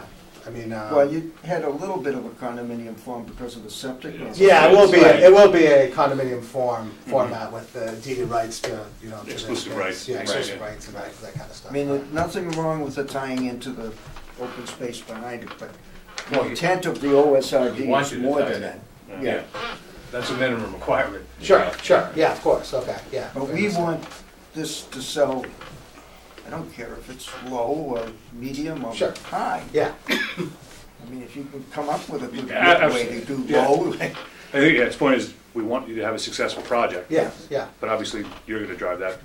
You know, Right, you're- and I, you're one of the other business. things I felt like is doing single families would be more attractive to, as a selling point as well, because you kind of have your own little. It's hard to area. tell these days. Do you want to move into one? Dave, sell your house, you can get into a duplex. My house is like a multi. But what these are is low maintenance, you know, they're not big yards or anything, so it's for someone that wants, like you said, they want the smaller yards and everything, that they don't have to take care of, but they have their own yard, you know, instead of having someone next to them, but, like I said, I'm open What for. we did next door was have a definable yard, and then it went to common Sure, further out. yeah, Right, The and that's other what thing would be that we- here. We did show, the intent was to have some common open space that was part of the association That's the with, way to do it. with use areas around, each home has its own dedicated use area, and the back land would be open space that would be given to the town, so it could attach to what's back behind our project. The other thing to be, so I don't get upset again, sure. no vinyl. No, it's all it'll be all hardy board, we'll take into consideration some features, architectural features. You've done your research. I've been through it before. Yeah. So, yeah, I guess, we started by saying we got a lot of problems with this. We got, conceptually, I think we want to work with you. Right. This didn't strike us as being all that, David? Imaginative. Imaginative. Well, plus, I mean, the two bonus units were definitely. That's fine, yeah, definitely fair enough, And yeah. I think, I don't think Larry has identified some potential problems with the yield plan too. Sure, yeah. Right. So one of the questions I have for you guys going forward is, do you want to see us short, I mean, because I know one of the issues is the road being 1,000 feet is one of the issues that was brought up. Now, obviously, we can shorten the road and, you know, we can cluster these and, you know, go that route. You want to get the board's opinion on Longer it. driveways? What's that? Shorten the road with longer driveways, right? Yeah, well, I don't know. I mean, I But don't it's wanna- it's hard to give you that answer, because we're not the designers. We need the design person on board helping the engineer, I think, because You know, we I want to don't see a have a nice low design, opinion. and I don't know, the road length doesn't really bother me all that much, and particularly where you have a parcel that gets wider as you go further away from the road. And you get an individual neighborhood off the street that way, so. Sure, yeah, But okay. the point that I think Chris brought up, you could shorten the road and increase the driveway. So I mean, is there something else in town that you can give us to go look at and get some Have you ideas from? looked at John's, John's Sullivan's? project? Yeah, I saw some of the you know. he hasn't done anything out there yet, I imagine, but the They've plan. cleared it, Barns yeah, down. the barn's down. The barn's down. Yeah, yeah. And they've cleared it, but, And what about, I mean, anything else that's a Well, little bit? you know, The other ones are bigger developments, so I don't know if they're really, you're kind of constrained with the way the lot Sure. is Yeah. figured. Everything is individual to the lots usually. Okay. So- I mean, we went through a good process on the golf course, but it's different. Yeah. you know, The just past, landscaping there is good.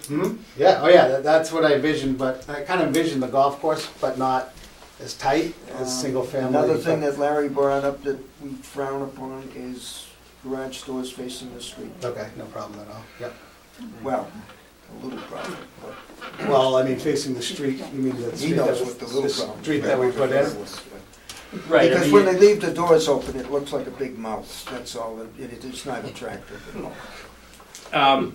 But it does, there's the other mention was LID, low impact development, and our road width, the granite curbs, you know, we're happy to work with that, and that's, I mean, and just to, my general way of doing it is we usually come in and meet the regulations as far as the road is concerned, and allow the board to say, okay, let's make this a little narrower, let's have curb on one side, or no sidewalks, or sidewalks, but we try to look at the bylaw. Sure. Because it is a roadway, and we want to make it meet the requirements, but, you know, we're definitely all for working in that I respect. think we probably all agree with Larry's comments about LID features, and I don't think you need granite curbing, and maybe you don't need a sidewalk since it's a short street, and people, I don't know. Yeah. People- Might need one sidewalk, but you might be able to cut the width down, you know, or something like that. Right. Yeah, but when And you it have may your- not be parallel. the problem with the sidewalk is it's a sidewalk to nowhere, because once you get to Newbury Road, there's no Right, sidewalk. right, yeah. Yeah, right, You know, so, I mean, if it helps the design, well, It leads to a bus stop for the kids to be picked up. If you get 3 bedrooms, you might have kids. and you don't need a 24-foot wide road, right? No. I mean, that's- And the other thing we took into consideration was town services. We have the capability with the way the ground soil is, it's great, it's very sandy, and I mean, we could do 4-bedroom opposed to 3, so we took that into consideration for the town as well, as doing 3-bedroom opposed to doing a 4. Obviously 4 is more attractive, you get more money for a 4-bedroom, but it certainly has an impact on the on the school. town, of course, Yeah. because we're kind of envisioning this to be more, not a, you know, we think it's probably people a little bit older that might be buying these, so. Particularly if you have a ground floor. Correct, that's the whole idea of First the floor first floor master, just master. a couple bedrooms But- upstairs. If it works out with your plan, mixing up the units sometimes works out good too. If you can find somebody that wants a 2-bedroom or a 2-bedroom plus den, Sure, because it makes a different unit. sure, yeah. The health department, oh, sorry. What? I was gonna say the health department is gonna take issue with one of the things in terms of the services is gonna take issue with the open space, that the joint septic system is gonna be in the open space. And that would be a problem also because the town, I don't know what, if you're gonna be turning that conservation over to Well, we're the town. giving, We'd have an That would easement be- for that. yeah. Okay. So we. And I believe we're given 70% of the You wanna talk land, to so. the, I don't know if you've actually corresponded with the health department I yet? haven't yet. Okay, you should do that, and find out. Fair enough. How huge of a septic system is it gonna be for 14 houses? I think what he's saying is he's gonna do a It's not separate gonna be system, 14, it's gonna be a septic 12. separate system for each. No, just one Oh, combined. it is. No, Right, so- one, oh, that's, okay. yeah. One combined system all the way to the back, and it'll be the leaching field. That's easy, So if you- that's better than having Flip to the 14 next sheet. systems, believe me. Not 14. Or That's 12. it's 10. That's That's 12, down to 10, 12. And it may be Keep lower, going it may be down. lower than that. This is, Yeah. that's the actual size of the system right there, we've sized that, so it's, you know, I think it was with 10 trenches. Now, why are you doing it that way? I'm just curious, because those systems are expensive, right? How close No. is that to the wetlands, that septic system? No, it's further than 100 feet. The wetlands are here. So, but the system, each individual system takes up more room than a combined system. So this kind of shrinks it down, and gets it down into the smallest footprint. We would anticipate using 2x2 trenches with the reserve areas in between, which is actually the smallest area that you can get in a septic system design without using an alternative And technology. it's more ecological, yeah. Yeah, and it would meet Title V. It does not go above the threshold for needing a groundwater discharge permit. It's only, I forget the exact As number, long but as it it's, doesn't look like a helicopter can land on the top of it. well, it probably will. It's just the nature of the It's going beast. to. You know, wherever they You can go. landscape it. That's right, Yeah. and it's kind of off, it is down the trail, but you'd have to, you know, shield it and landscape it. You can pump stuff, yeah. That's You need genius. many different pumps, one pump. They make a pump at each house. And it that's, just the injector pump will actually bring it hundreds and hundreds and hundreds and hundreds. It's a force liner, right? Yeah. Right. And you There's propose- no elevation. It's You're almost proposing to give that area to the town, is that what you're saying? This whole open space area will go to the town, and we just reserve an easement for the septic system. Does the town really want it? I don't know. You lose tax money then. No, I don't know. I don't think you do. No, you don't. Tax money on dedicated open space, I don't think is too much, but the other thing that's Peanuts. nice, this is owned by the town right here. Textbooks. There's some, you know, and if you're getting land, this is the Sullivan property, they may have provided access, but we have a nice, They did, yeah. there's a nice existing trail that comes right down Trail, here. the trail is Connects. important. Yeah. Land may not be that important. We'll talk to Yes. Brent. This is like, it's a really nice trail. The owner, who's lived here for quite a while, uses it to log the, you know, cut his firewood, so it's a nice, well-maintained trail. It's really pretty. So, you know, you asked if there's any examples, and frankly, I'm not sure if I'm right. David's a better, I think, you know, when The it comes to neighbor next door, imaginative. that will be an example. That would be, right, that would be an example. 172, 168 Main Street, which used to be the Reindeer Tavern site across from the post office.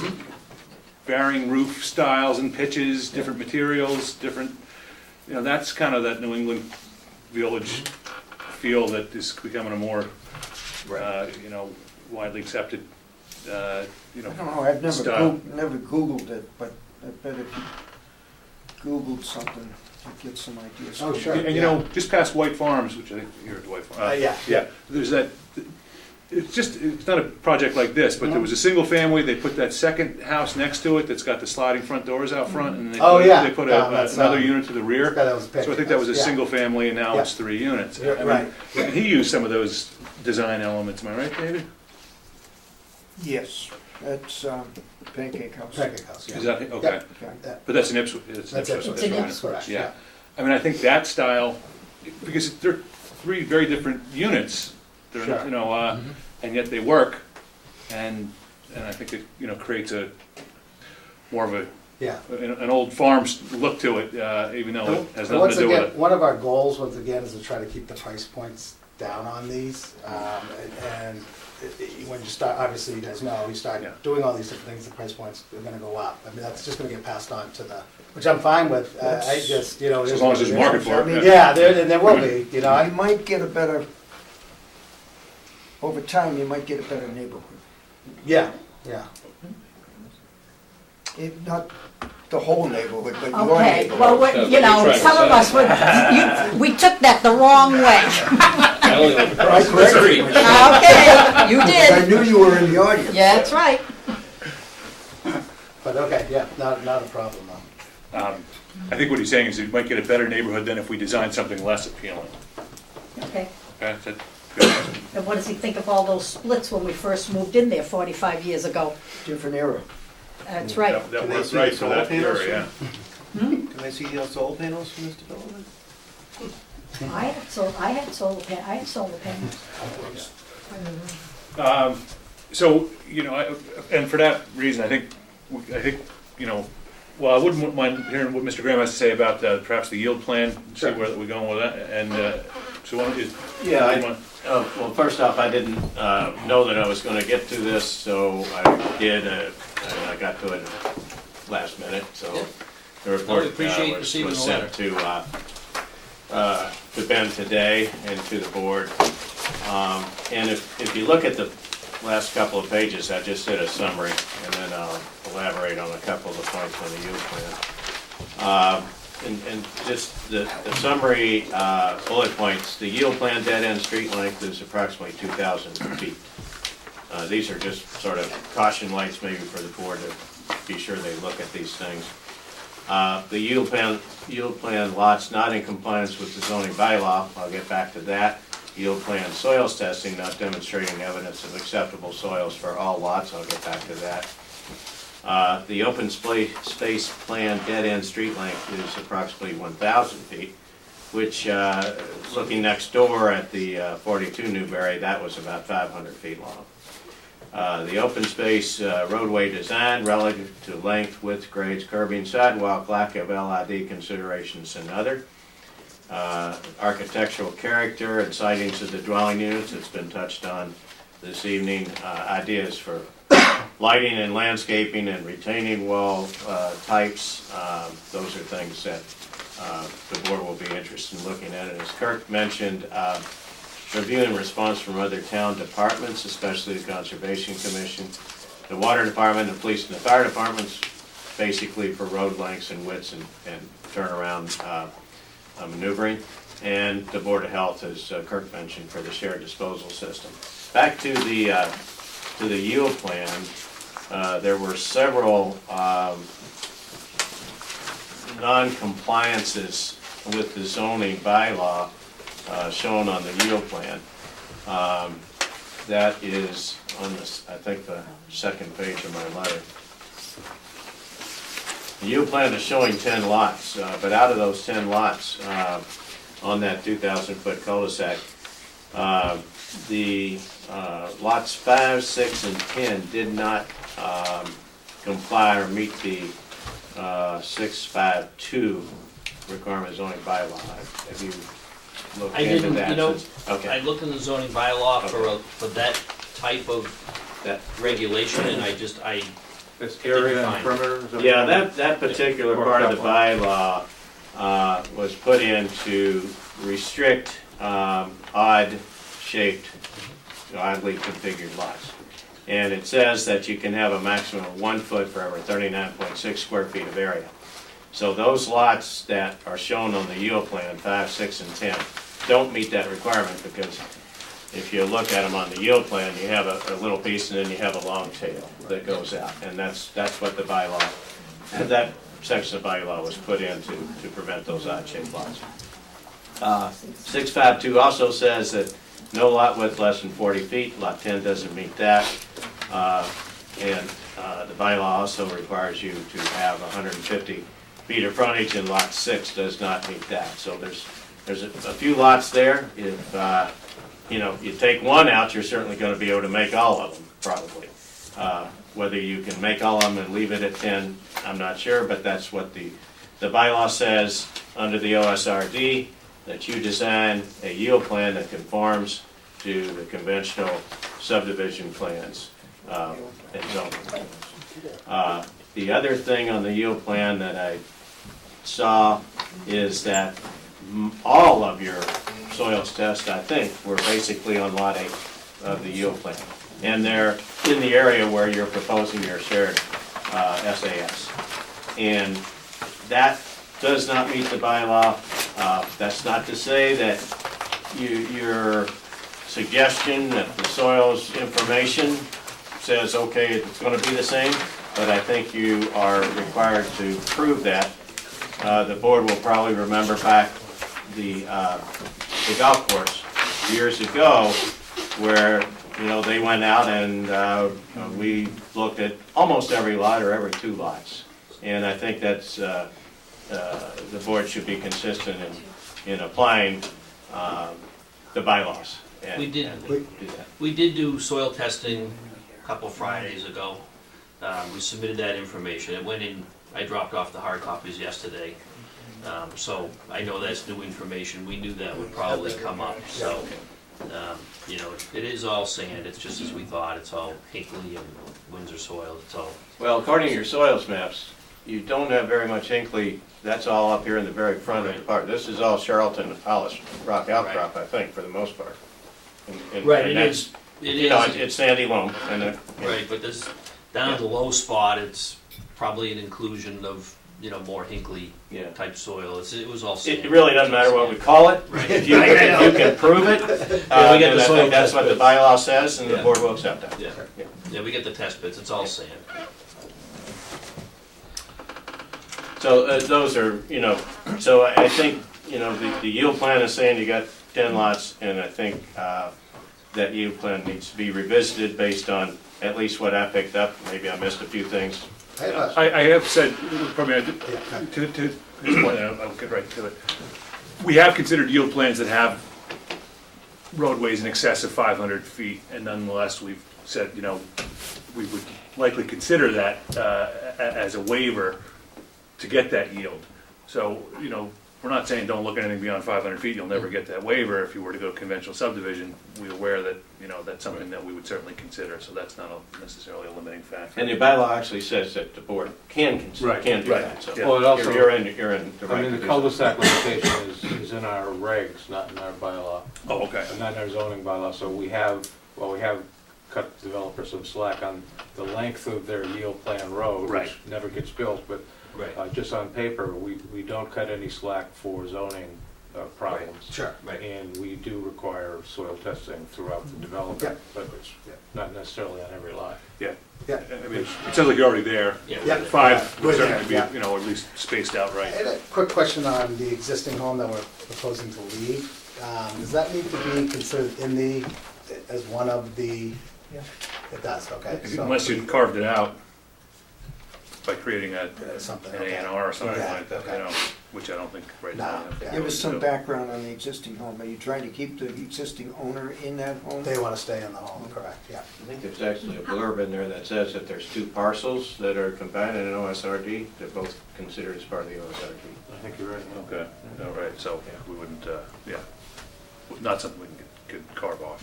Yeah, okay, okay, yeah. How are they gonna keep that house and get the road in there? The road is there and the driveway's right there for that existing house. New road. Will the driveway be, come off the new roadway? Correct, yeah. And the new roadway, he says, is where there's a rise in the property, which is the blind spot that I brought up for the Sullivan's property. That is it, dead right there.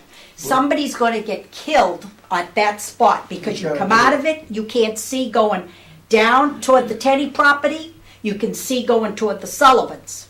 And as I told you the last time, I run that. This year hasn't been as great. But I don't like that one spot, and the next spot is when I go up and over the hill to go into Ipswich. Those are the 2 major blind spots on Newbury Road. Take a ride out there. You don't have to go down to their property, take a ride out there. We'll do a site visit. Well, before the site visit, go take a road ride now and see what it looks like in the dead of winter. I'm working on a house just before the Ipswich line, so I know it. Yes. Are you at a point for questions? Sure. I'm Brooke Tenick, and I'm at 56 Newbury Road, so I'm just south of this property. And on the OSRD plan, the way that they're proposing it is taking the Hart's property, and we'll have 5 new neighbors, some of which are within 20 feet of our home. And what are the plans to keep woods? I mean, this is a wooded, hilly area. It looks like they're going to be retaining walls put in because you're taking out chunks of the hill on what was the Hart's property. So we're interested in, you know, how are you going to still retain the wooded nature of the space while potentially building I 10 think there's to gonna be a 12 new, homes? there's gonna be a new plan. Yeah, Right, so- what I would tell you to that is that It looks this is the fine. first time you gotta, Oh, yeah, and we unfortunately, this is understand. the last time you'll get notice, but Right. this is not the last time this is gonna be before this board, so you do need to pay attention. I think we're gonna see a different plan from them, and as we get further along on a plan that we think is viable, we're gonna say, see show us a that landscape plan, okay? That's what I And just wanna make sure if we're you aware of. continue to be at these meetings, we'll continue to listen to your input, and, you know, and if we do a site visit, you tell us where you live, and we'll look at that and take into account whether, you know, there's something that could or should be done to try to mitigate whatever impact. And keep in touch with Joan, Oh, They know me. because she'll know I'm one of the when every oldest meeting ones is. on the road, 45 we're on years, your so. website all the time, we know about the meetings. Good. So, I mean, so I hope that, I know that's not a full answer, but we don't have an answer Oh, yet. I'm not looking yet. for an answer, just wanna Yeah. make sure that there is a plan at some point when we get to a farther along that there Yeah, will be as they get natural closer to something that's scaping. viable, we'll Yeah. certainly be asking them for more detail, which includes landscape. That'd be great. Gentlemen, is there something we can kind of point you in the right direction? Oh, Can I ask you a question? yeah. Back on the other, I'm just a little confused where the Name? board's, Gary Confalone, 158 Newbury Road. Where you're pushing this development to go. Because, you know, my impression is this is about as low impact as you can get on this land. Now, do you want him to make duplexes? Is that what you guys are, where you're Not staring me. him? I don't know. When you're saying imaginative, I don't know what you're, where you want him to And I go. don't know either, but John Sullivan next door clustered a couple buildings, got 2 units together and 2 units together, and did it slightly differently, so it is not a repetitious, boring house, bump, house, boom, house, boom. I guess my question is, if we go to the next level, do we come back with whatever, duplexes once again? My feeling is, if I lived over there, I wouldn't want to see those. And I'm here, I feel like I'm hearing, go that route if you want to. And I don't want to come back to the board, have that, and then have everybody say, we don't want duplexes. You know, we're just trying to gauge, so, you know, in our next step, it's. You gotta give us something to look at. Yeah, I understand. We can't make a judgment for you. I mean, you may find that there's a mix of single-family and duplexes that is conducive to the grade you find out there, you know? And that's, and And it sounds like there'll be 3 fewer houses, Correct, yeah, so we're gonna have more land. at least to 3 work fewer with, yeah. houses, so that's gonna change things dramatically. The idea, to answer some of your question, is to use less land in the development than a standard subdivision would use. And a standard subdivision, you put a house, everybody mows their lawn, and it's all developed. Here, we might be able to keep more woods, place the things closer together, less road. I mean, the OSRD does encourage higher density in exchange for a grant of open space. So higher density doesn't necessarily mean combined units, but it certainly, that's Yeah, I certainly mean, one of the. That's where it looks like it's going. And, I mean, if you look at this design, you just push the houses together, you get your duplex in the same design. So much anymore. You don't live in one. If you did, you might And I would like to point out, and I don't know, you know, that I believe, right now, as it stands, we're leaving almost 70% of this property, is that correct? Close to it, yeah. To open. So if you guys can imagine, the neighbors and everything, 30% of this is, that's only 30% there. The back part's all the 70%, so that's gonna all stay as woods and what it is now in the natural state. If it was a subdivision, 100% of it would be. The HUD subdivision would go all the way to the back, and there'd be houses all the way in the back. That's what we're worried wouldn't about. be You can't, it's wetlands out back there. They're giving you Well, wetlands. dry land. And, well, I mean, Cliff, you can speak to the, they can't just give us wetlands and call it equal swap. I mean, I think there's a. Well, they're only there's showing a- about half an acre wet on the whole Yeah. property. It's not a lot. That's all they're showing. Out of Yeah. 8 to 17 acres, yeah. So, and if in fact there were, if there were more, then it wouldn't count as, you know, we wouldn't call an acre of wetland an acre. So, So I would love to the open space requirement is 50%, so Look, well, it sounds like you could probably meet that even if, Well over that. without Yeah. even considering the Right. wetlands. If you kept the wetlands, you'd still. I think that, actually, I think our 70% is, the wetlands aren't even included in No. that. I don't think you Oh, can, okay. yeah, if I'm right, if I'm correct, yeah. I think they would, no, I think that, I don't remember, I can't. That's a good question. certainly. A question of the lady that just spoke, Mrs. Tenek? Yes. Tenek. I noticed on their plans, that it appears that your driveway is on their property. We purchased the land, well, we purchased the property in 2010, and it looks like the existing driveway that the builder had put on there or was from the previous owner does come over into their easement a little. We don't know, this is the first we saw the plans when we heard about this. I would suggest that this would be a good opportunity to work with this developer to either correct that by changing the lot line or changing the driveway. We had actually reached out to Mr. Hart in 2013 and asked to purchase a few acres of land because we wanted some more woods, because we had seen that he was looking to sell for development then, and he never responded to us. But now that we have a new, right, now we have somebody else we can talk to. That might, and Yep. the easiest thing would be, and they don't need a sliver of land. Right. You know, so it might be something you want to Very small sliver. approach, yeah. Yeah. That'll certainly help you down the road, whether you get an easement or a grant, you know, and if you can negotiate that, otherwise you'll be jackhammering your driveway the day you move. So I wish we could give you guidance, but then at the same time, I don't want to give you guidance because, you know, I think we do a lousy job. So what I would like to ask the board if they would do at this point a site visit before we come back, so we can kind of see, you know, you can see what we're thinking on the site. Okay, here's what we're trying to save. This is a feature. You know, we can actually look at it and talk about it. This is where this unit's going to go. It's a good point. You know, I mean, it's you see it in plan, and it's not.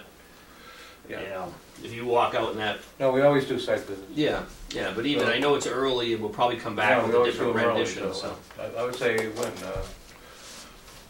the next 2 weeks are kind of tied up, at least from I'm not, you know, I could certainly miss it and get the input from these gentlemen, but maybe the last week of February. I'll be gone. Okay. Well, unless it's during the week. Whoa. Yeah, we could certainly, I mean, during the week is doable for some of us. 4 of us. You like the weekends, right? Yeah. Yeah. I mean, I can do whatever. Oh, okay. I only live across the street, so I can walk over. Well then, with that being said, we can do it at like 8:30 in the morning on a day that works for everybody. You know, weekday that works for everybody, if you guys would want to do that. I would like to point out to the neighbors too, and when I walked with Ben and we talked about doing this, we took into consideration trying to keep them off of, you know, if you look, like he said, the site visit, and especially in the spring and the leaves are in, you're really not gonna be able to see, you know, the ones that we're putting in, if you walk up the street and stuff. I took that into consideration, and when we designed this, I will make sure that, I really wanna take that also into consideration, because I did take that into consideration, because I know some people just don't wanna look at them from the back of their house. I get it, I understand, I live locally and all that, so. We appreciate that. Yeah, I mean, we really truly, I did take this, yeah, I mean, where are you guys, right? We're 56, yes, we're right there. Yeah, okay. So how do you feel about February 26th, which is a Monday at 8:30 for a site visit? Not going anywhere. 8:30 in the morning? Yeah. Okay. Or 9 if you think that, you know, buses are all out of there by 8:30. The buses are out of there by 7:45. The Sorry, last bus early comes is back better at for 8. Is 8:30 early enough? Okay. What's the date? The 26th. So Kirk, if you could send us all an email a few days before that. Yeah. Remind us. No, that absolutely makes sense to see if we can look at some of the contour, Sure. and when you say, okay, well, that's what we're thinking about, and why we're thinking about what you're thinking about. Sure. right. All right? Right, I think as we move forward, I mean, we hear what you're saying, you know, we'll start working on it, but before we come back, I'd like, you know, I think it'd be good to everybody go out there and see what we're trying to do. Yeah, and I think, you know, so let's just go from there. We'll Okay. put it, you know, Sounds good. yeah. All right. Make a good. motion to continue the public hearing until, you wanna come back on the 14th of March? March 14th? Yeah, nice, definitely. Yeah. Second? Anyone? Second. Anyone? All in favor of continuing the hearing to the 14th of March and having a site visit on the 26th of February? You could keep your designs maybe looser, not totally engineered out, Fair enough, yeah. Yep. because the concept ideas, Okay. you understand what I'm saying? Vaguely. Yeah, I mean, yeah. We don't need to have the drainage inverts. Yeah. So, You need to have an idea that you want to believe in. Okay. all in favor of the motion to continue? Aye. So unanimous. Thank you. Thank you. Thank you. See you again. Oh, Okay.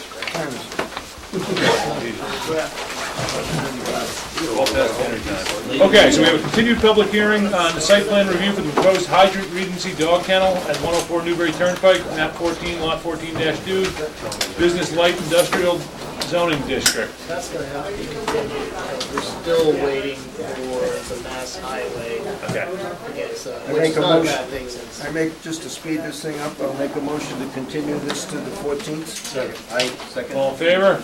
So it's unanimous. Wonderful. Next. We're going to talk again about what we should do with Mr. Abazara's request for a reduction in his surety for Cindy Lane. Last time we talked about it, we kind of said, Yeah, let's get an as-built plan before we consider a reduction, I think. Yeah, and John Moore had sent, there's actually in your packet, the one that I put out. John Moore had given us a couple of letters, but if they're not here,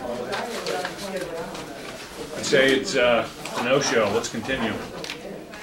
I make a motion to continue the hearing to the 14th. Well, it's not a hearing. That's right. Oh, he is here. You almost get continued. We have to wait for the room to clear out. it's like an elevator. Right across the street. Is Jones concerned about that blind bluff? Lived there for 30 years, I've met him. It's a jogging. Yeah, I guess I'm not a runner, so I wouldn't know. He needs to run You're a fast. trucker. Yeah. So, like, John's letters are like halfway through the packet, towards I'm gonna go halfway. right before the minutes. Summarize it, because I didn't print the packet. He handed one out. Oh, you handed one out? Oh, yeah, the one I put. That one. Yeah, I gave everybody one, it should be, I believe it. There it it's is. right there, yeah. You're right, yes, upside down. Yeah, some of them were upside down. Upside down and backwards. Is it just yours? Oh, no, we said upside down I think everybody is. It's right side up on one page, upside down on the other. It's okay. You know, It's easily rectified. I can read upside down. I- We're trained to read It upside must have down. been I must have somehow got it. you know what, anytime you try to do two-side, no matter what the result is, I'm not gonna like it. I get them some paper. I'll write it off. You keep putting them both. All right, so, Can't write it. John, Tony Capuchetti with Hayes Engineering, representing, terrific, thank you. So I understand he's requested that we reduce the bond that was being held to complete the connection, right? And yet, have we done the as-built on that, and where are we at? Yeah, so, Hayes Engineering submitted, well, first of all, Said submitted a bond reduction request. That included an as-built plan from Hayes Engineering. We went out, did an inspection. Everything looked like it was installed per the plan. Hayes also sent a letter. See you later. I actually requested a letter from Hayes after we first got it, having Peter certify that everything was built, because there was no certification on the as-built, it was just, here's an as-built.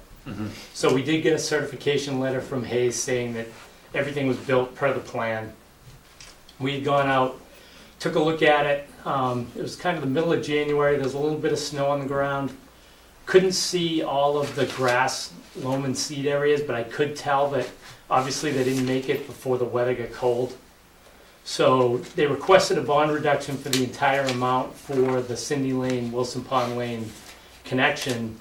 I recommended that you hold at least $500 to, if you have to go back and reseed it, because they just couldn't, the grass wasn't in. 500 out of how much?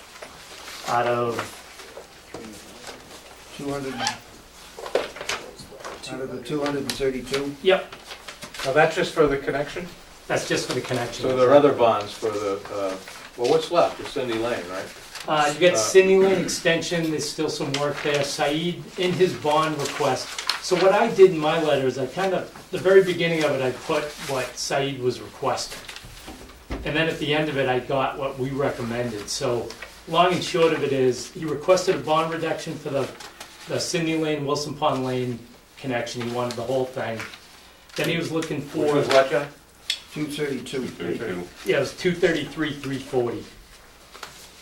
Then they were looking for Cindy Lane extension, which was $4,100. That was for the rest of the sidewalk and loam and seating both sides of the extension. None of that work was done. So we didn't recommend that that be released. There was 3 street trees that had to be planted down on that extension. They requested the bond reduction for that. Those trees haven't been planted. So we said, well, we don't recommend that reduction. Then they did a prevailing wage adjustment based on what they were looking for the whole bond reduction. Obviously, we reduced that down to just the amount that we're recommending for these reconstruction. And then they asked for the 10% contingency, which, since we've been involved on the project, the board hasn't released any of the 10% contingency. Right. And it's my understanding the board's holding that. They're waiting for the street acceptance plans and the street acceptance to be accepted. Right. So obviously, we didn't recommend that any of that be released.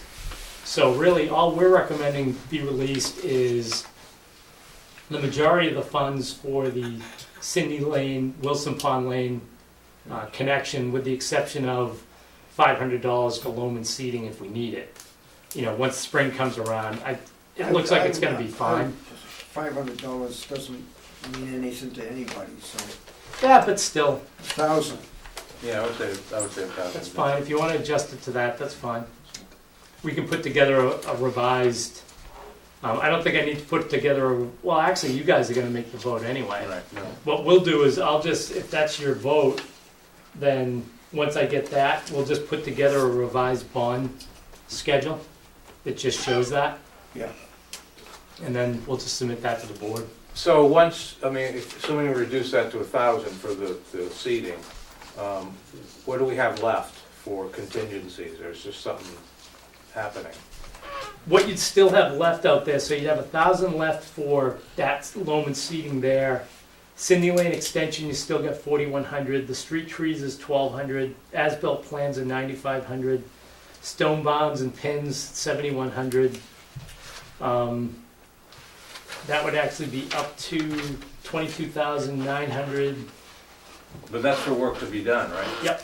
So what do we have for a contingency? 42,532. It's fairly significant. Yeah. And you've had that amount since '07. Yeah.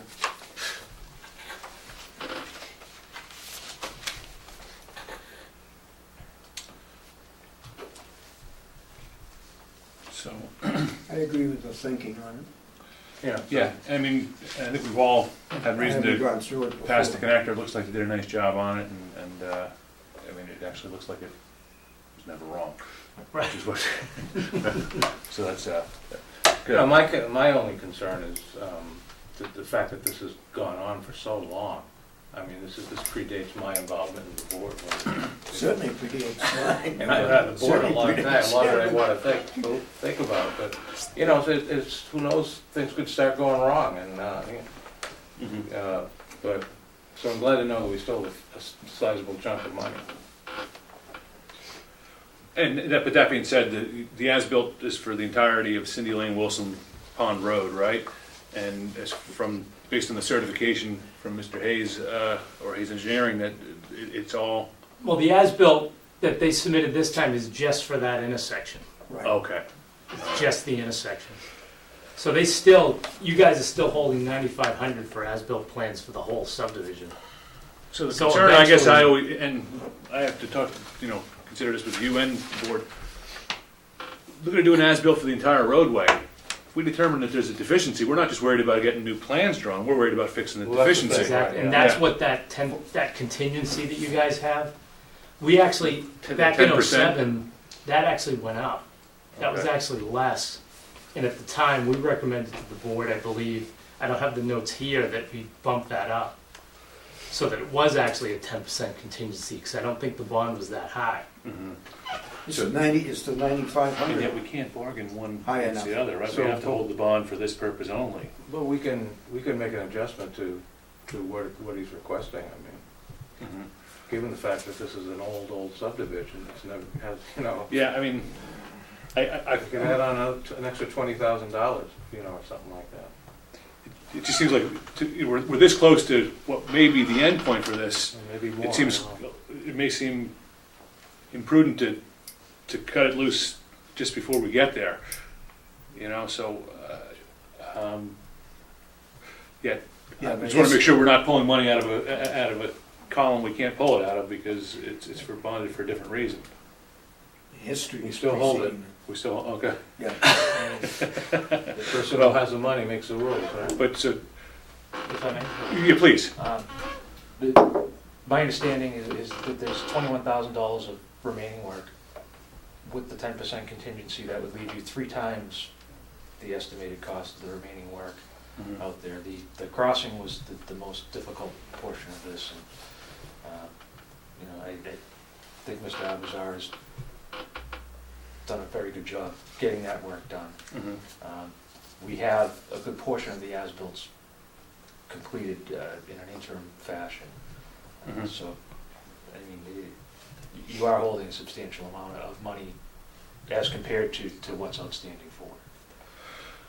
And you do the as-built to the entire roadways, John, you'll look at it. If there's deficiencies, we're back to construction though. So, as much as we're thinking that the work required is that small list of items, 21,000, we haven't.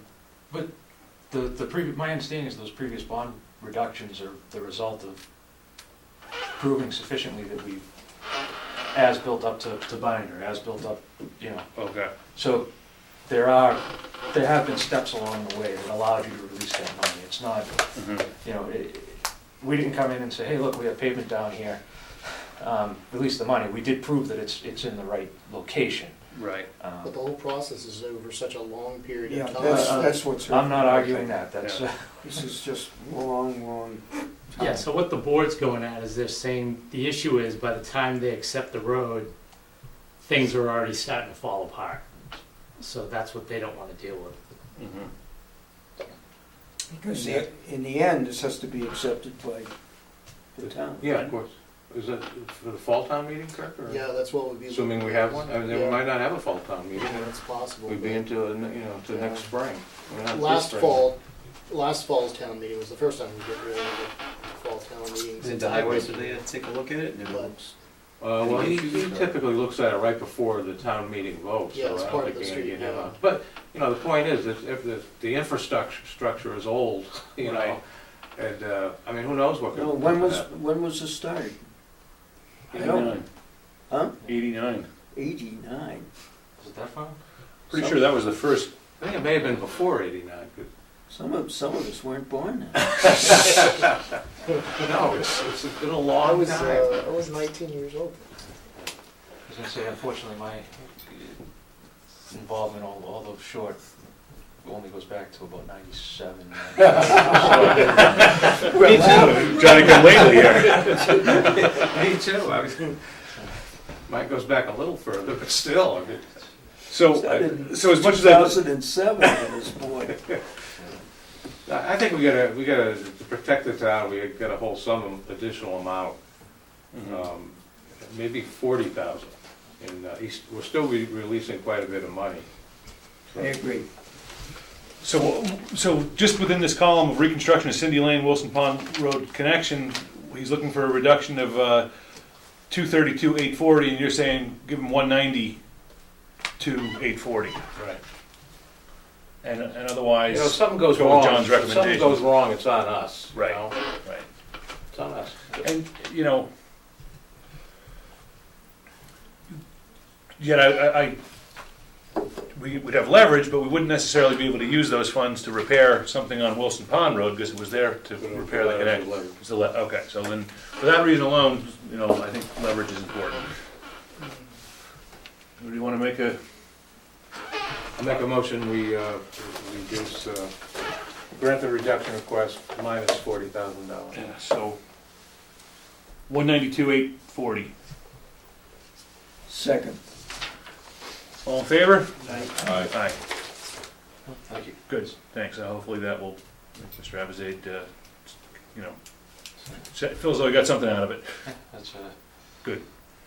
All right. Well, thanks. Thank you, gentlemen. We can Thanks, get John. that taken care of. Appreciate it. What's holding up, what goes into whether we have a town meeting in the fall or not? Whether we need, what items, Yeah, okay? items. But if we have street acceptance, that would probably be, they would, I don't think they would hold a town meeting.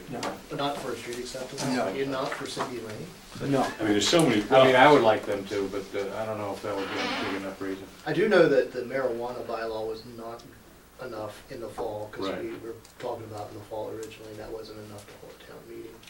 Well, you know what, after Mr. Mullen said today, I think Costs it would. money to hold town meeting. Yeah, right. But I mean, And you would. the idea that potentially you would they never could get put a a quorum. dispensary in a neighborhood, if we, you know, might be the reason why we should act quickly to get it up, and have a meeting How many to people would adopt say it, but it's still money and, you know. You may open the tree. I think there's one more with the ABC storage. Oh, okay, so is that Yeah, another there's item on it? Yeah, there's one more, there's a letter from John, and I guess you wanna go. So we Sure, would- have him present. The plan well, I have it in the, let me go back here. So I presented this. Another reaction.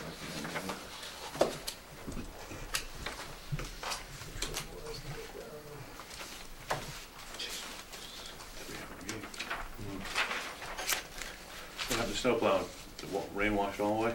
I wish. It's gonna be nice, it's gonna be Pushing nice. slush. Oh, yeah, oh, Gonna it's freeze gotta be hard up. on the Let's see what truck. temperature Hard on is. the- Yeah, it gets- Is it December? Okay. I'm trouble remembering it. Do you plow for TW? Menino. Oh, okay. Yeah, It's well, the schools sheriff and- that I figured you might, They don't pay enough. Yeah, Dana gives the free sweatshirts. It is 32 degrees Exactly. up there now, 32 degrees? and it feels like 21. Yeah, well, there's a big puddle next to my car. I do remember it was the night that was You know, supposed to be it's gonna be approved. frozen. Now it feels like, it feels like it's zero. with my cold feet. I went out and shoveled snow with sneakers on. Did you? Changed my socks. What are we doing? But we're just trying to get this one final issue, which is the ABZ storage. Oh, is this where he's asking to combine the Yes. two units into two? Separate. Separate, So we had, okay. two larger units, that we separate, we requested to separate to two smaller units, this typical of, the size unit that he has out there. There were some questions as to whether it was a minor modification, it was sent out to Warren Cameron to, review. John came back with some questions, regarding the, effects that would have on stormwater system and, that sort of, those sort of issues. We are removing 20 feet of pavement off the back. We have an overall decrease in impervious area. We provided some additional information to John to prove that it would be a minor modification. The exception being the buildings are just configured different, but within the same rough footprints. So that's, So, and John, based on your review, those calculations don't change substantially and? Yeah, the long and short of it, when we first originally looked at it, they didn't state that they were removing that upper portion of pavement. And here's the plan.